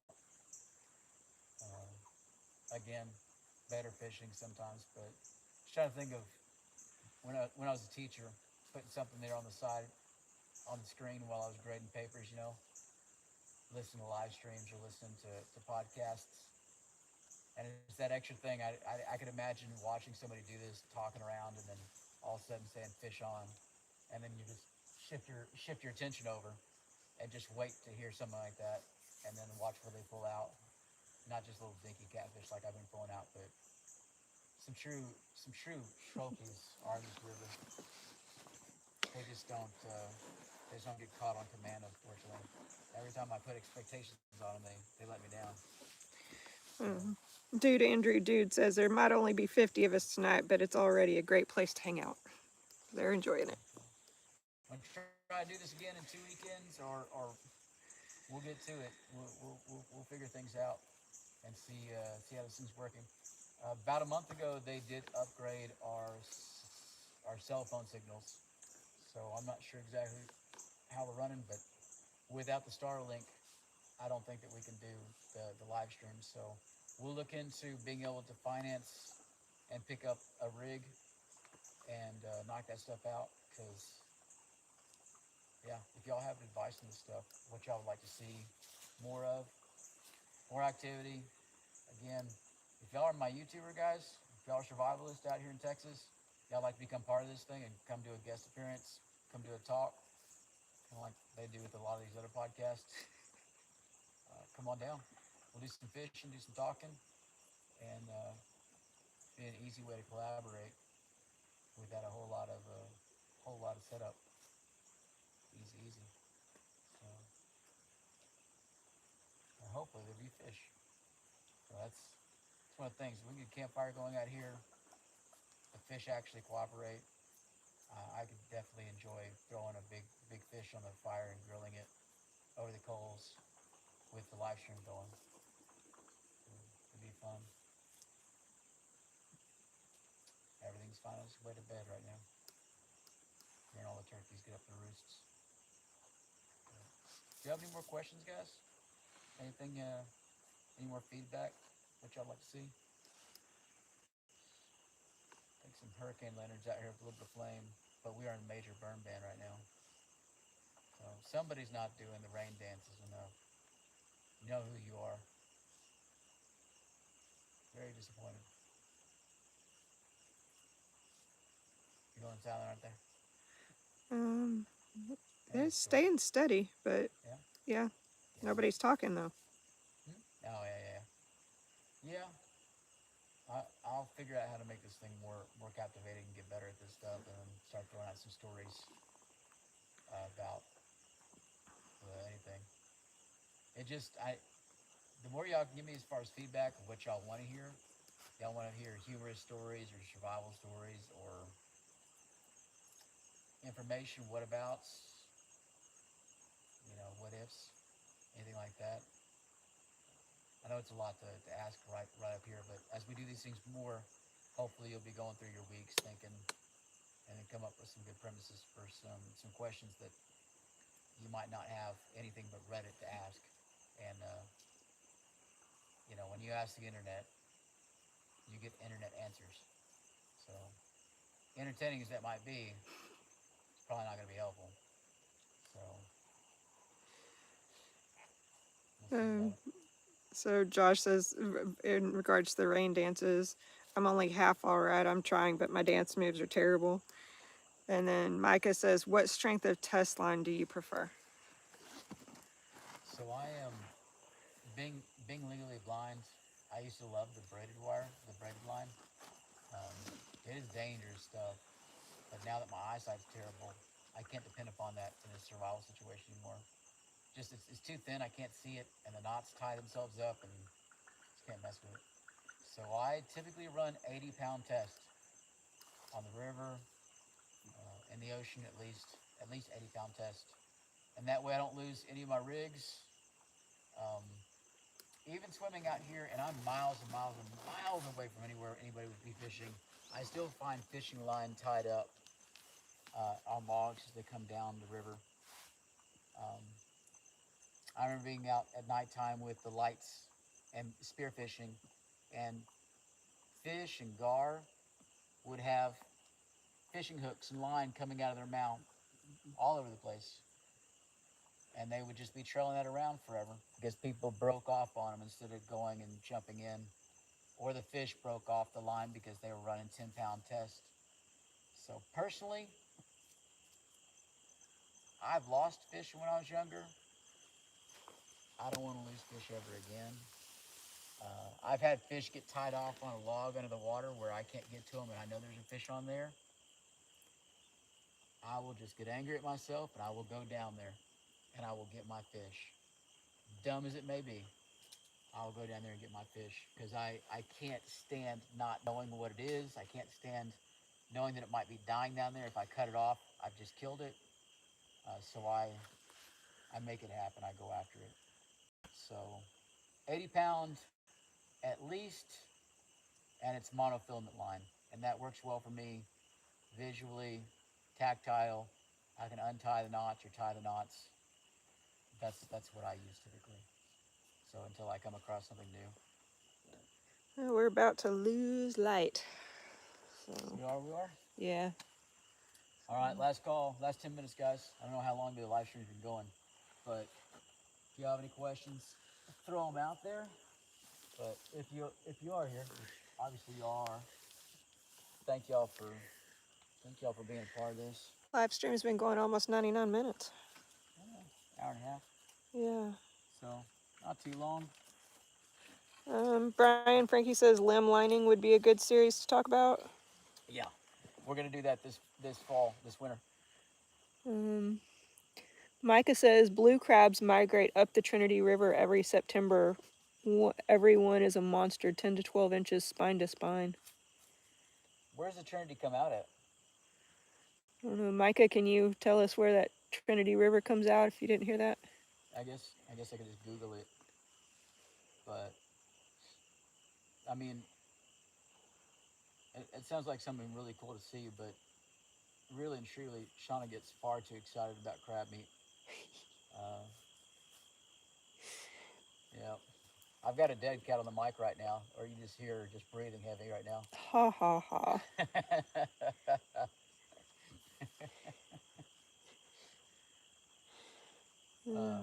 Beach Bum 2112 says it's been good just to see the river out there on the live stream. I work in San Francisco 11 months. Yeah. About out of the year. I'll be back in South Texas for the holidays. It's 4 o'clock here right now. I can't wait to be in South Texas. Yeah, come get some warm weather. Now the river,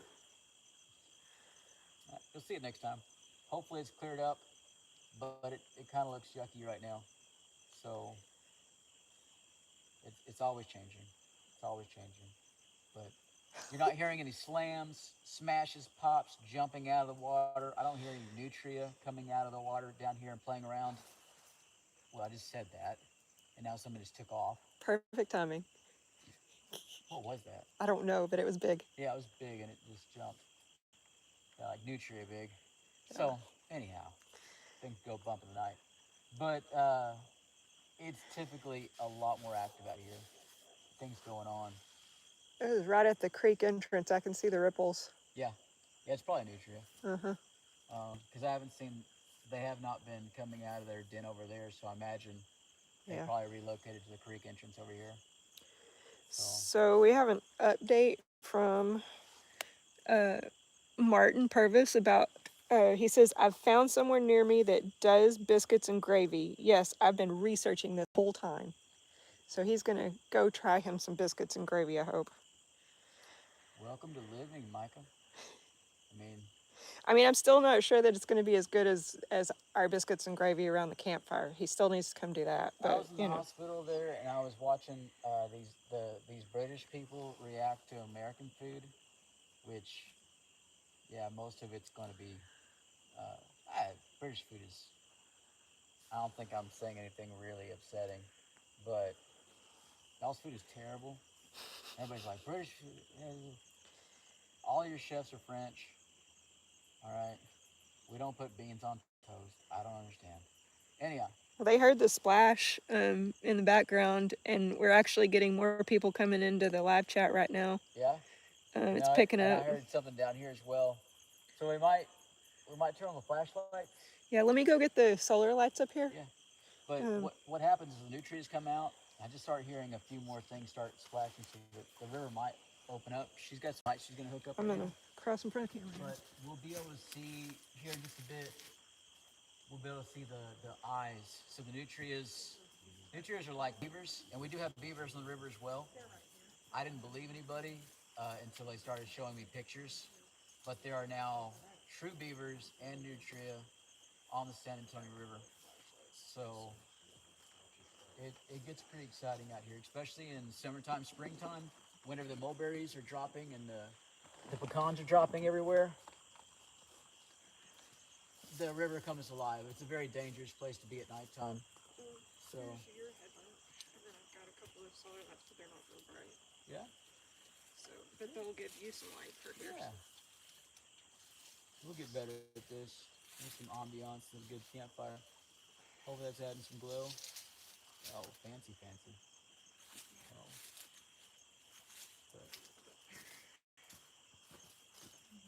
every year is different out here. Yeah, aim it down at the ground around me and stuff. It looks like you have an aim up in the air. No, I do. Okay. Yeah, my perspective's off a little bit, but cool. I guess everybody's getting off of work. Now the daylight savings time is really messing us up for this. We're gonna have to get the kerosene lanterns out and do later night fishing where we have enough glowing light, ambient light to set this thing up and really fish at nighttime this time of year. So I helped a little bit. I'll have to get my other solar lights out next time and yeah, we'll hook it up. But yeah, a lot of times they just stare at us. all right, let me catch up with the chat for a minute. Yeah. Still got gunshots. So somebody's poaching. Yeah. Looks like we got another donation on YouTube. Daniel Kimber, $9.99. And Connie Shearer, $9.99. All right. They got any messages? And Thank you, Daniel. Daniel said he put an emoji gif of a #1 fan. And number one, okay.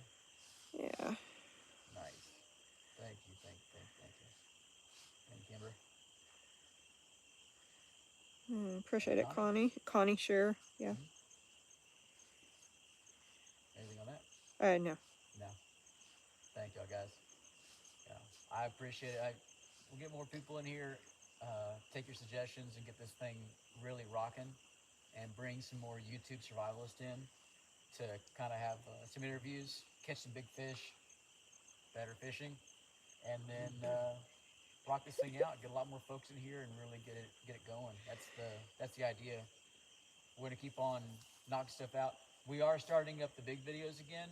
It's just 2 weeks ago I was back in the hospital for 3 days, and then yesterday I started a new med. So I'm still not out of. I'm still getting things settled. So I have a few scabs left on my belly. Most everything else is scarred up, scar tissue and good. Still got things healing on the inside of me, but I'm recovering and I'm feeling better, especially since I changed the meds out yesterday. So things seem to be well. I'm wanting to rush. I'm wanting to go knock out videos. Um, I'm now really wanting to put it together a survival shelter that I've been dreaming about for quite a while. So that's a big one that I've got. I've got a giant crack in my sandstone cliff face that looks phenomenal for that. And then that's going to be an investment in time. I need to get a little stronger because I don't need to hurt myself. The pigs are out here right now, and I mentioned earlier that the food is becoming scarce very quickly to the point where the coyotes are even eating raccoons and taking on raccoons this early in the season, which is a bad sign. So I'm going to go ahead and uh, get the hog trap up and running, get everything clipped, get everything greased up. I'm going to do a video on it and get it set and then put the game cams on it and hopefully get some pigs. It's time to trap them early before they start losing weight, and I might as well dent their population so that the deer have a better time of it. So it'll leave more food for the deer because they're going to have a hard year anyway. So expect that coming out here pretty soon. I'll be able to show the whole process of trapping and everything until I get to the skinning and processing part. And I'll still film that and I'll put it on the Barely Survival channel because they'll demonetize it on the main channel. So anything where I am processing these animals, especially with the survival school, continues to progress with intermediate and advanced, we'll be teaching how to process, how to do the tanning, how to do the meat groups and how to cook the meat and how to deal with carcasses and everything else like that. Just yeah, from hunting all the way through processing.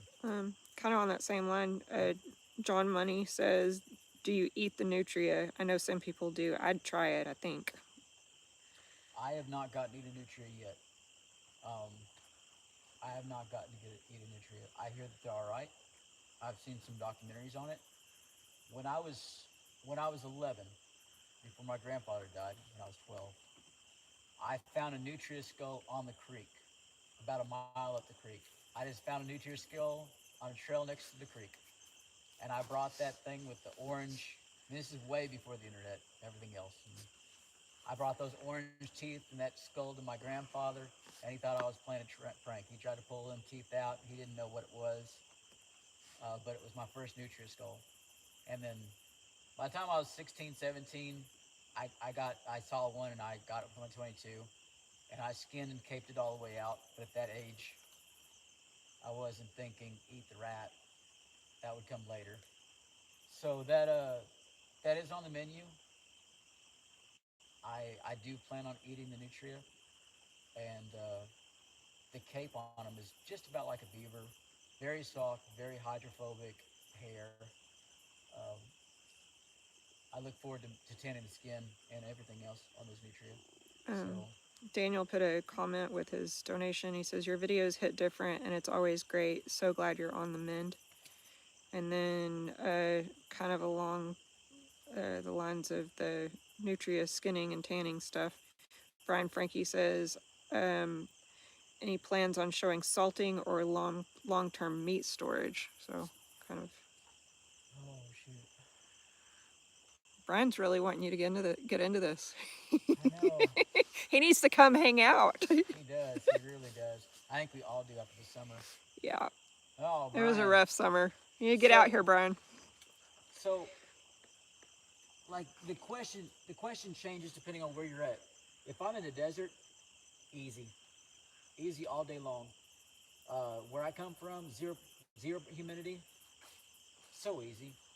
But out here in the land of ants and humidity, there are 10 billion more types of bacteria all vying to eat me and eat everything I want to eat out here. Being able to can meat, absolutely. I'll can meat for sure. Heating it up, putting it in cans. Salting takes a lot of salt and a lot of seal and botulism and stuff like that. Scary. Um, when it comes to food, you go into two different camps. You're either set up for a homestead or you're set up for survival. The homesteaders and the information out there on how to preserve these meats and stuff like that, how to put a good put a good cure on them, how to smoke them out, how to rack them up. There are definitely people out there with a ton of knowledge and information and setup, and they've gone through it and they've spent the years, and it's a beautiful thing. And I hope that remains information and a skill that we keep going. When it comes to survival skills, if you're wanting to stay out here for a week or a month or an indeterminate amount of time, people ask me, how are you going to preserve the meat? How are you going to preserve this and that? I am going to eat it. There are so many creatures out here. If I don't have it armored in glass and sealed up with wax and everything else, the mice will come, the insects will come, the molds will come, everything will try and consume that. The best thing I can do is put it on me and make it as a fat reserve, because I am now competing with everything else out here. And in a year like this with a drought, there's no berries, the nuts barely made, and the fruit from the cactuses is quickly going away. So everything within the next month and a half is going to be, very hard place. And if I were surviving, I'd be right there with them. So, this is flashing back there. Mm-hmm. I definitely get better at when it comes to the preservation aspect. I've been so. I started out the survival stuff. I mean, always doing the Boy Scout stuff and hunting and everything else growing up. But on trail, when I was horseback, all those months and years, it was never a preservation thing. It was always going along the trail. I've been eating spam for weeks, and then there's a quail that come across the trail. So I take a stick and knock the quail out. A rattlesnake. Every couple days there'd be another big rattlesnake on the trail. Off my mule and dispatch the rattlesnake, and then spend the next 20 minutes trying to convince my mule with the rattlesnake in my hand that this is going to be fine. I just want to put the rattlesnake, and then the mule says no and backs up again, looks at me like I'm insane. So that was a reoccurring theme of me trying to put a dead snake, bring a dead snake to my mule, as they looked at me like I was insane. But I would prepare those foods. Down at the Tanahas, I'd pull fish out. Just all the different types of food that I would try and together. There wasn't a whole lot of time that I wasn't burning it. And when you're in a survival situation, or even when I was on the trail, I was burning 4, 5, 6,000 calories a day, constantly moving, doing stuff. When you're surviving and you're doing trap lines, doing foraging, building stuff up, you want to be as efficient as possible. But after a while, you realize you're really putting on the steps. You're really doing a lot. And I do more of these survival challenges. But at the end of the day, until you really get established, we're talking get a system down, make sure that your meat is consistent, and you can keep on bringing meat in. You should try and eat as much of it as possible, and just put it inside of you, so that nothing else can put it inside of them. That's the best advice I have. Beach Bum 2112 says you can preserve cooked meat in lard and it stays good for a long time. If the lard's good and sealed, yeah. If you get it all the way heated up, throw it across there. I've seen a lot of different stuff in the old world, even to the point where they were making crusts or pouring wax over the top of the food. You just got to make sure that you killed every bit of bacteria. And still, it's a risk. People died all the time back in the day. The past was the worst. And it takes a little bit of botulism to make everybody's day really bad. John Money says, I noticed that in some of your shows you recommended keeping the game alive if you can until you need to eat it. I thought that was pretty wise and wouldn't have been something I would have thought of. Yeah. especially tortoises and turtles. Um, keep it fresh. Doesn't have to go anywhere, especially out here. I remember seeing when I was young, somebody run over a rattlesnake out on the road, and I said, I'll come back in 30 minutes, 45 minutes, and I come back to get the skin, and the skin's already bubbled out, rotten, putrid. Those of you that have been on the coast, a fish dies in the water, out there in the water, in that salt water, and it's rotten, nasty. How soon? How quick? Real fast. So if you can make a pool, like you've seen some of my recent videos on the side channel, where I'm pulling out massive clams and showing stuff like that. I mean, if you can keep it alive, if you can keep things alive and put them places you can get to, it's not an if, but it's when are you going to get sick? But look at the size of this clamshell right here.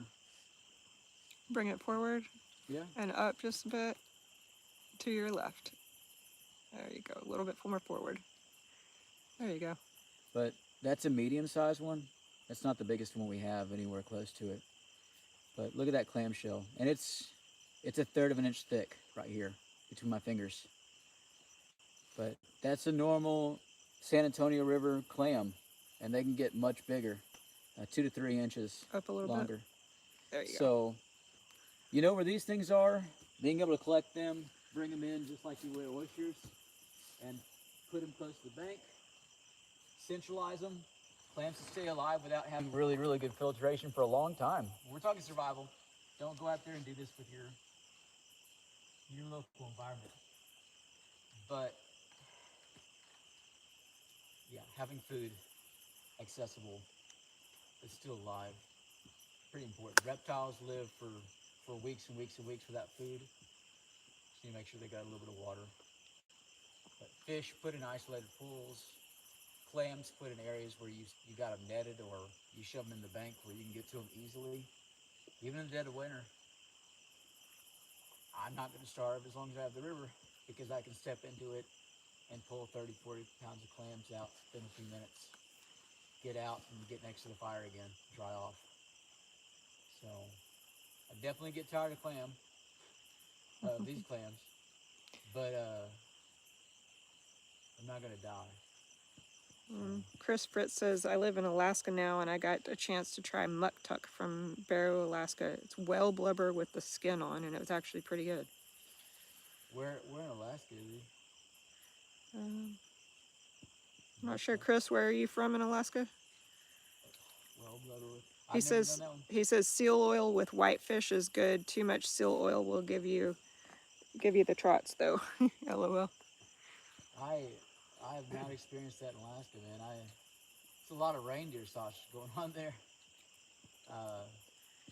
It's a different world up there. Your food prices are nuts in Alaska. Yeah.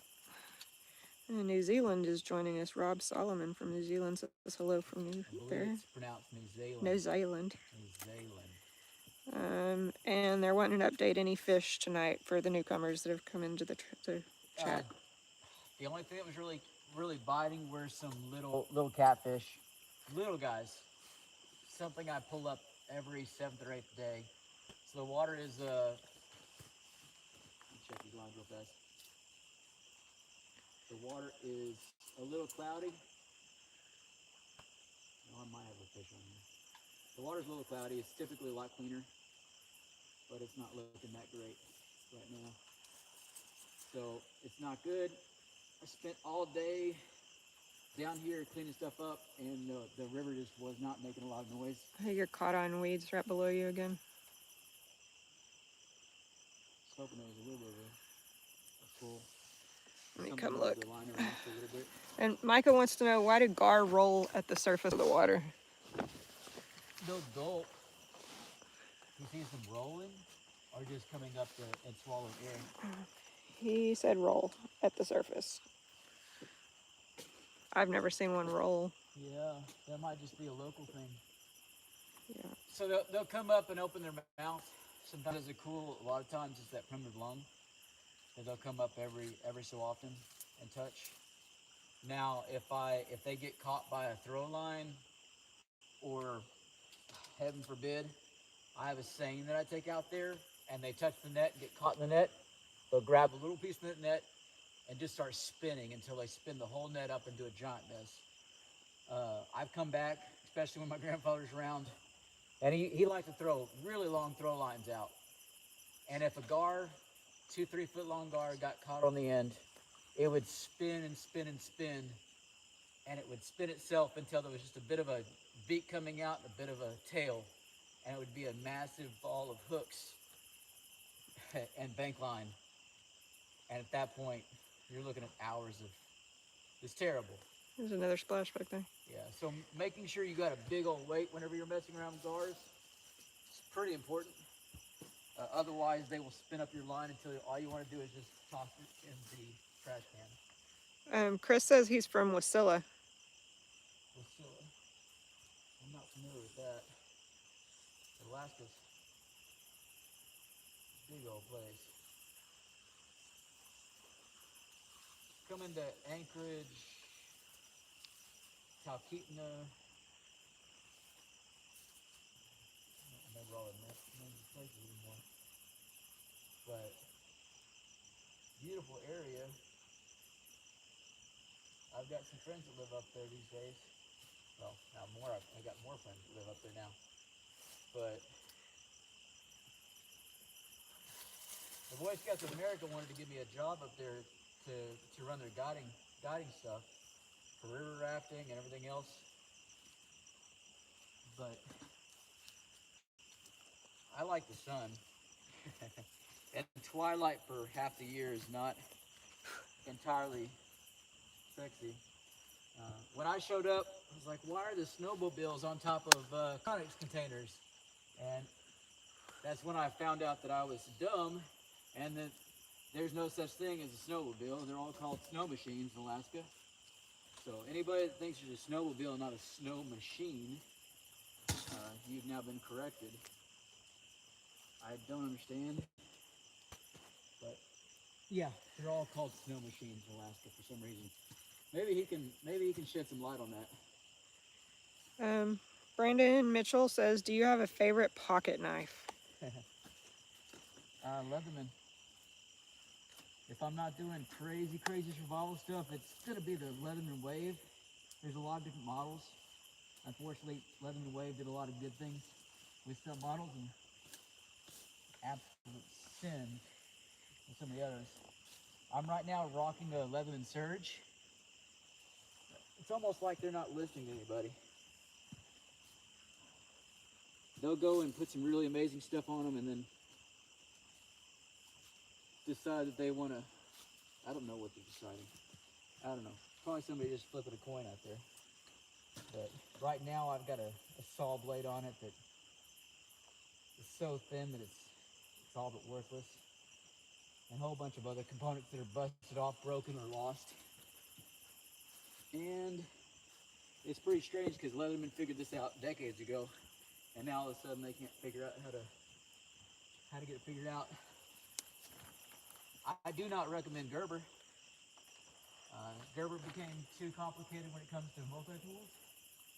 They over-engineer and it loses a lot of its ability and capabilities when it comes down to it. So the Gerbers I've had my hands on, they put all kinds of holes and slots, and then they have so many more hinge points that it's all failure points. They're trying to make it too fancy, and it just takes away from the whole system. Yeah, Misplaced. Brandon says Leatherman does seem to be going downhill. I do like the older ones. Yeah. Carry the PST in town and the Super Tool outdoors. Mm-hmm. Chris says that Wasilla is 50 miles north of Anchorage. Oh, that's not bad. And he loves Talkeetna. Yeah, when it's alive. Yeah. Well, pizza place over there. Micah asked if you're still doing leather work. He loves your saddlebags. Yeah. I have not been lately. I mean, I still have the shop. I still have the big machines. Every time I start doing stuff, people are like, I'll pay you to do work, and I don't have enough eyesight to do things for people to get paid. So if somebody has a true need for it, if I've got an old cowboy that needs a good pair of saddlebags, I'll cook them up, build them up, customize them. But most of it's just rich guys that have ridden a horse 3-4 times a year. And they're like, I really want to spend money on the saddlebags. And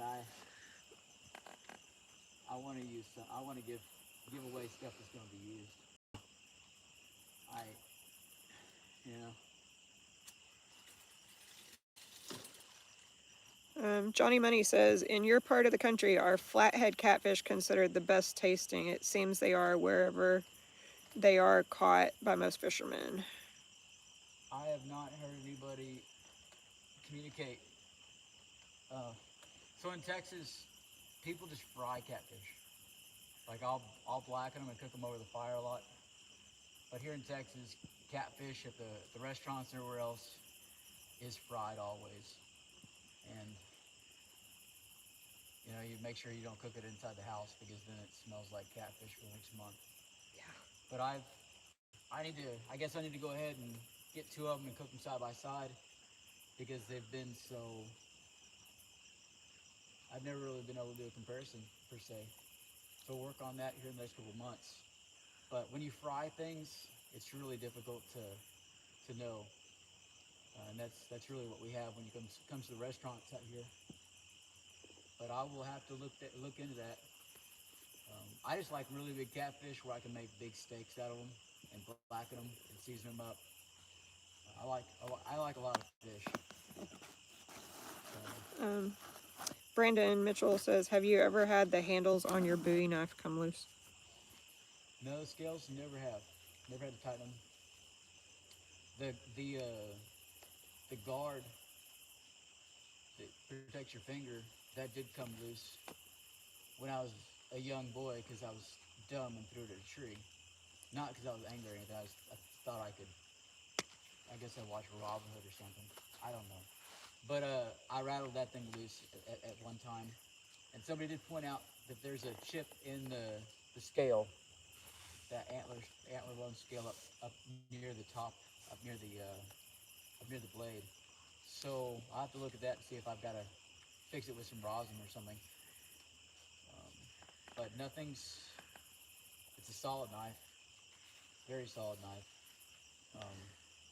and no rattle at all with the scales. So I haven't had to re-weld it I've got the leather shop, so I have all the big giant copper and brass rivet systems. So it's not very hard for me to redo things, but I haven't had to yet. It's been pretty nice. Trusted. Jason Prairie says, do you have any plans on trapping snakes again? My daughter loves snakes. I know it. Before the surgery, before the emergency, not the emergency, just the surprise pancreas transplant, we had set out all of the snake traps, and we had started seeing a little bit of movement on them. And then we started getting a drought, and then all of a sudden, we got the phone call. So when we took off, we had our friend go and dump out all the traps and stack them all. So that got cleaned up, and it's been dry ever since. So once it goes into drought mode, we typically don't see a lot of snakes. Not just that, but Shauna, a couple days ago or a week ago, she's got a crazy photo. It looks like a 6-foot long black indigo back behind the barn. At least 6 foot. Yeah, he looks massive. It was gorgeous. So she's got a photo of him, and he was heading towards one of the rat holes. Hopefully he's eating mice and rats instead of just eating more of the snakes, because the black indigos are addicted to eating snakes. So that's the first real snake sighting we've had in a few weeks. We just need more rain. But yes, we'll see what we can do. We need more rain. By this summer, I'll be up in the Trans-Pecos area, and I look forward to being able to set the traps out there in those mountains and show y'all some snakes that y'all have not seen yet. So a lot of Trans-Pecos variants, a lot of beautiful, strange-looking snakes, and we tried for it, but the year didn't work out, and then Fortunately, unfortunately, I got a transplant real fast. So, but yeah, I'll definitely be doing more snake trapping. And I've got more skills and more tricks that I figured out as well. So it'll be a good thing. It's always good for views too. It's always interesting. You always want to know what traps.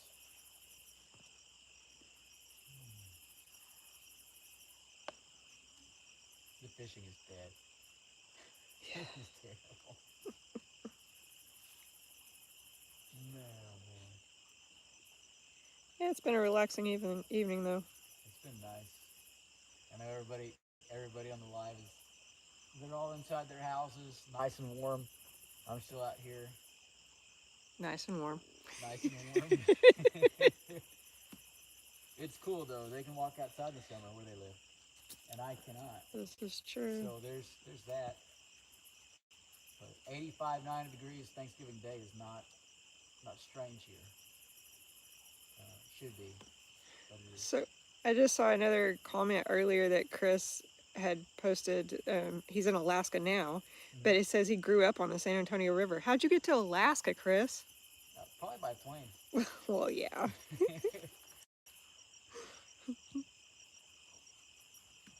I got a lot of Texans up in Alaska, man.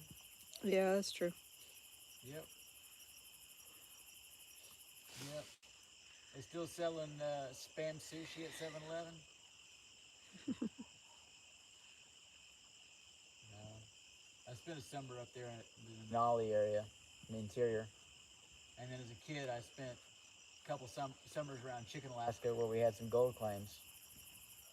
I don't think did the person that had gold in their name, did they ever She never back? responded back, no. Okay. And Brandon Mitchell asked a question. Michael will be there to answer it because he's already commented. Says, you've probably answered this before a lot of times, but what brand of boots do you have? Do you prefer a specific brand? There's double H's. Double H, I think this is ice variant. I don't care what y'all say. I'll offend y'all about not wanting square-toed boots. Square-toed boots are people giving up. So, I don't know. If you like boots just for comfort, I guess square-toe. If you're going to ride with them, though, you get the pointier toe so you can find there's lots of reasons. So, but double H's is what I started out with many years ago. And they had a cowboy boot that had giant lugs on it. Big lug soled. It was another half centimeter taller. And they were phenomenal boots, especially back in the rocks and on construction sites and everything else. And everybody loved them. Everybody went and paid for them. And they were too popular and they were too durable, so Double H discontinued them. They were 1504s, I believe, what they were back in the day. I think so. Yep. And they discontinued those suckers. So these days, this is an ice Double H. And I get new boots every 2 to 3 years. And it's the way they work out. If I don't oil them enough, if I oil them too much before I go to the rocks, if I oil them too much, then they'll get cut up in the rocks. There's just a number of ways that I've had one start coming apart from the sole, but I've got a machine, but I also have a hand stitch system, not an easy stitcher, but a jerk needle system that really works. And over the years on trail, I did resole my boots, especially before I got into Double H's. I resoled my boots 3 or 4 times on trail with my leather sewing kit system. And then some other people's boots as well. Sometimes they're tennis shoes I would sew up like they were boots. Because duct tape does not really work out there on the trail too well as a fix-all for shoes. Brandon said, oddly enough, he's also in Texas right now, sitting outside with his Australian cattle dog, and he was also fishing, but nothing was biting there either. Maybe the weather change, man.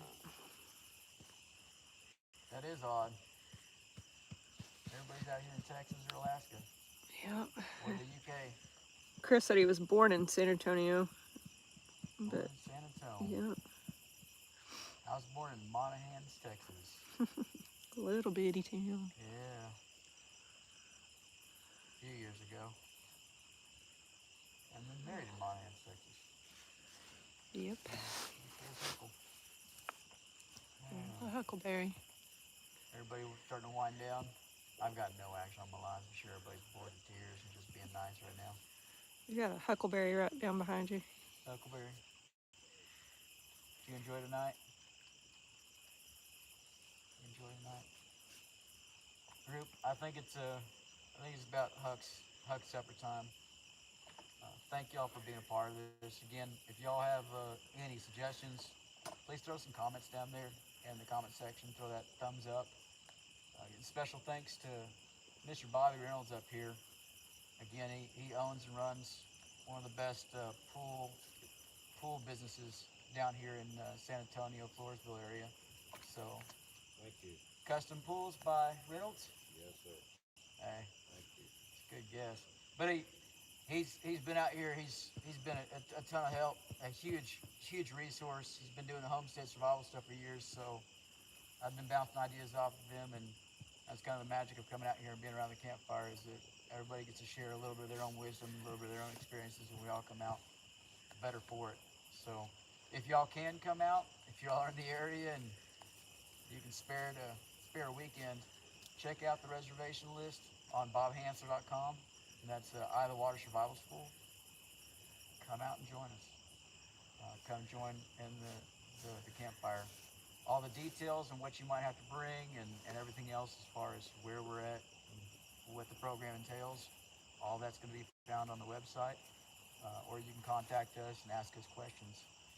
So again, Mr. Reynolds up here brought the Starlink and the Jackery power box. I'm going to see about securing some of these things. And in the past, Jackery used to contact me trying to get me to do reviews, and I've been away for too long. So if anybody knows about Jackery or knows anybody representing them, I'd love to review your products now. I could use some power boxes and everything else. So no problem reviewing a few things here and there, especially essentials just to make the program run. But thank you all for being out here. For those of you that donated and your questions, thank y'all so much for being part of this new thing. And so you're here at the very beginning. It'll become something hopefully much more watchable, but from humble beginnings. Got to hear a lot of familiar voices out there. Some of my Patreons are making comments. Just the support's been amazing, and it's been an interesting month, but we're looking ahead and looking forward to it. So reach out, have comments. If you have any doubts or you want to become part of the survival school stuff, just ask. We're out here and we enjoy it, and everybody's enjoyed it that's come out. Even those that weren't sure about it became believers. So it's going to be an effective cult, I think. It'll be good. So thank you, folks. We're going to try and cut this live stream off without any kind of weird glitches now. But thank y'all for being here, and thank y'all for being a part of it. But again, my wife back behind the camera reading off this stuff and running technical. Thank you, darling. You're welcome. I'll figure it all out. Just mashed all the buttons. Everything all at once. Yep. So she's eating about a half a pumpkin pie back there. I wish. Yeah, I know. But I'm gonna feed her and Huck. But thank you all. Have an amazing night, and we will see you most likely in 2 weekends. That's kind of the plan-ish. So throw your ideas down there. Tell them what you got. And again, thank y'all for donating and making this interesting, but not eventful enough to catch a big fish. So until next time, as always, Huck, you got anything to say? Report. Report. Report. Report. Report. Louder. Louder. Louder. Come on, louder. Louder. Louder. My friends are watching, Huck. You're Louder. All right, guys. Thank y'all. Take care. And as always, until next time.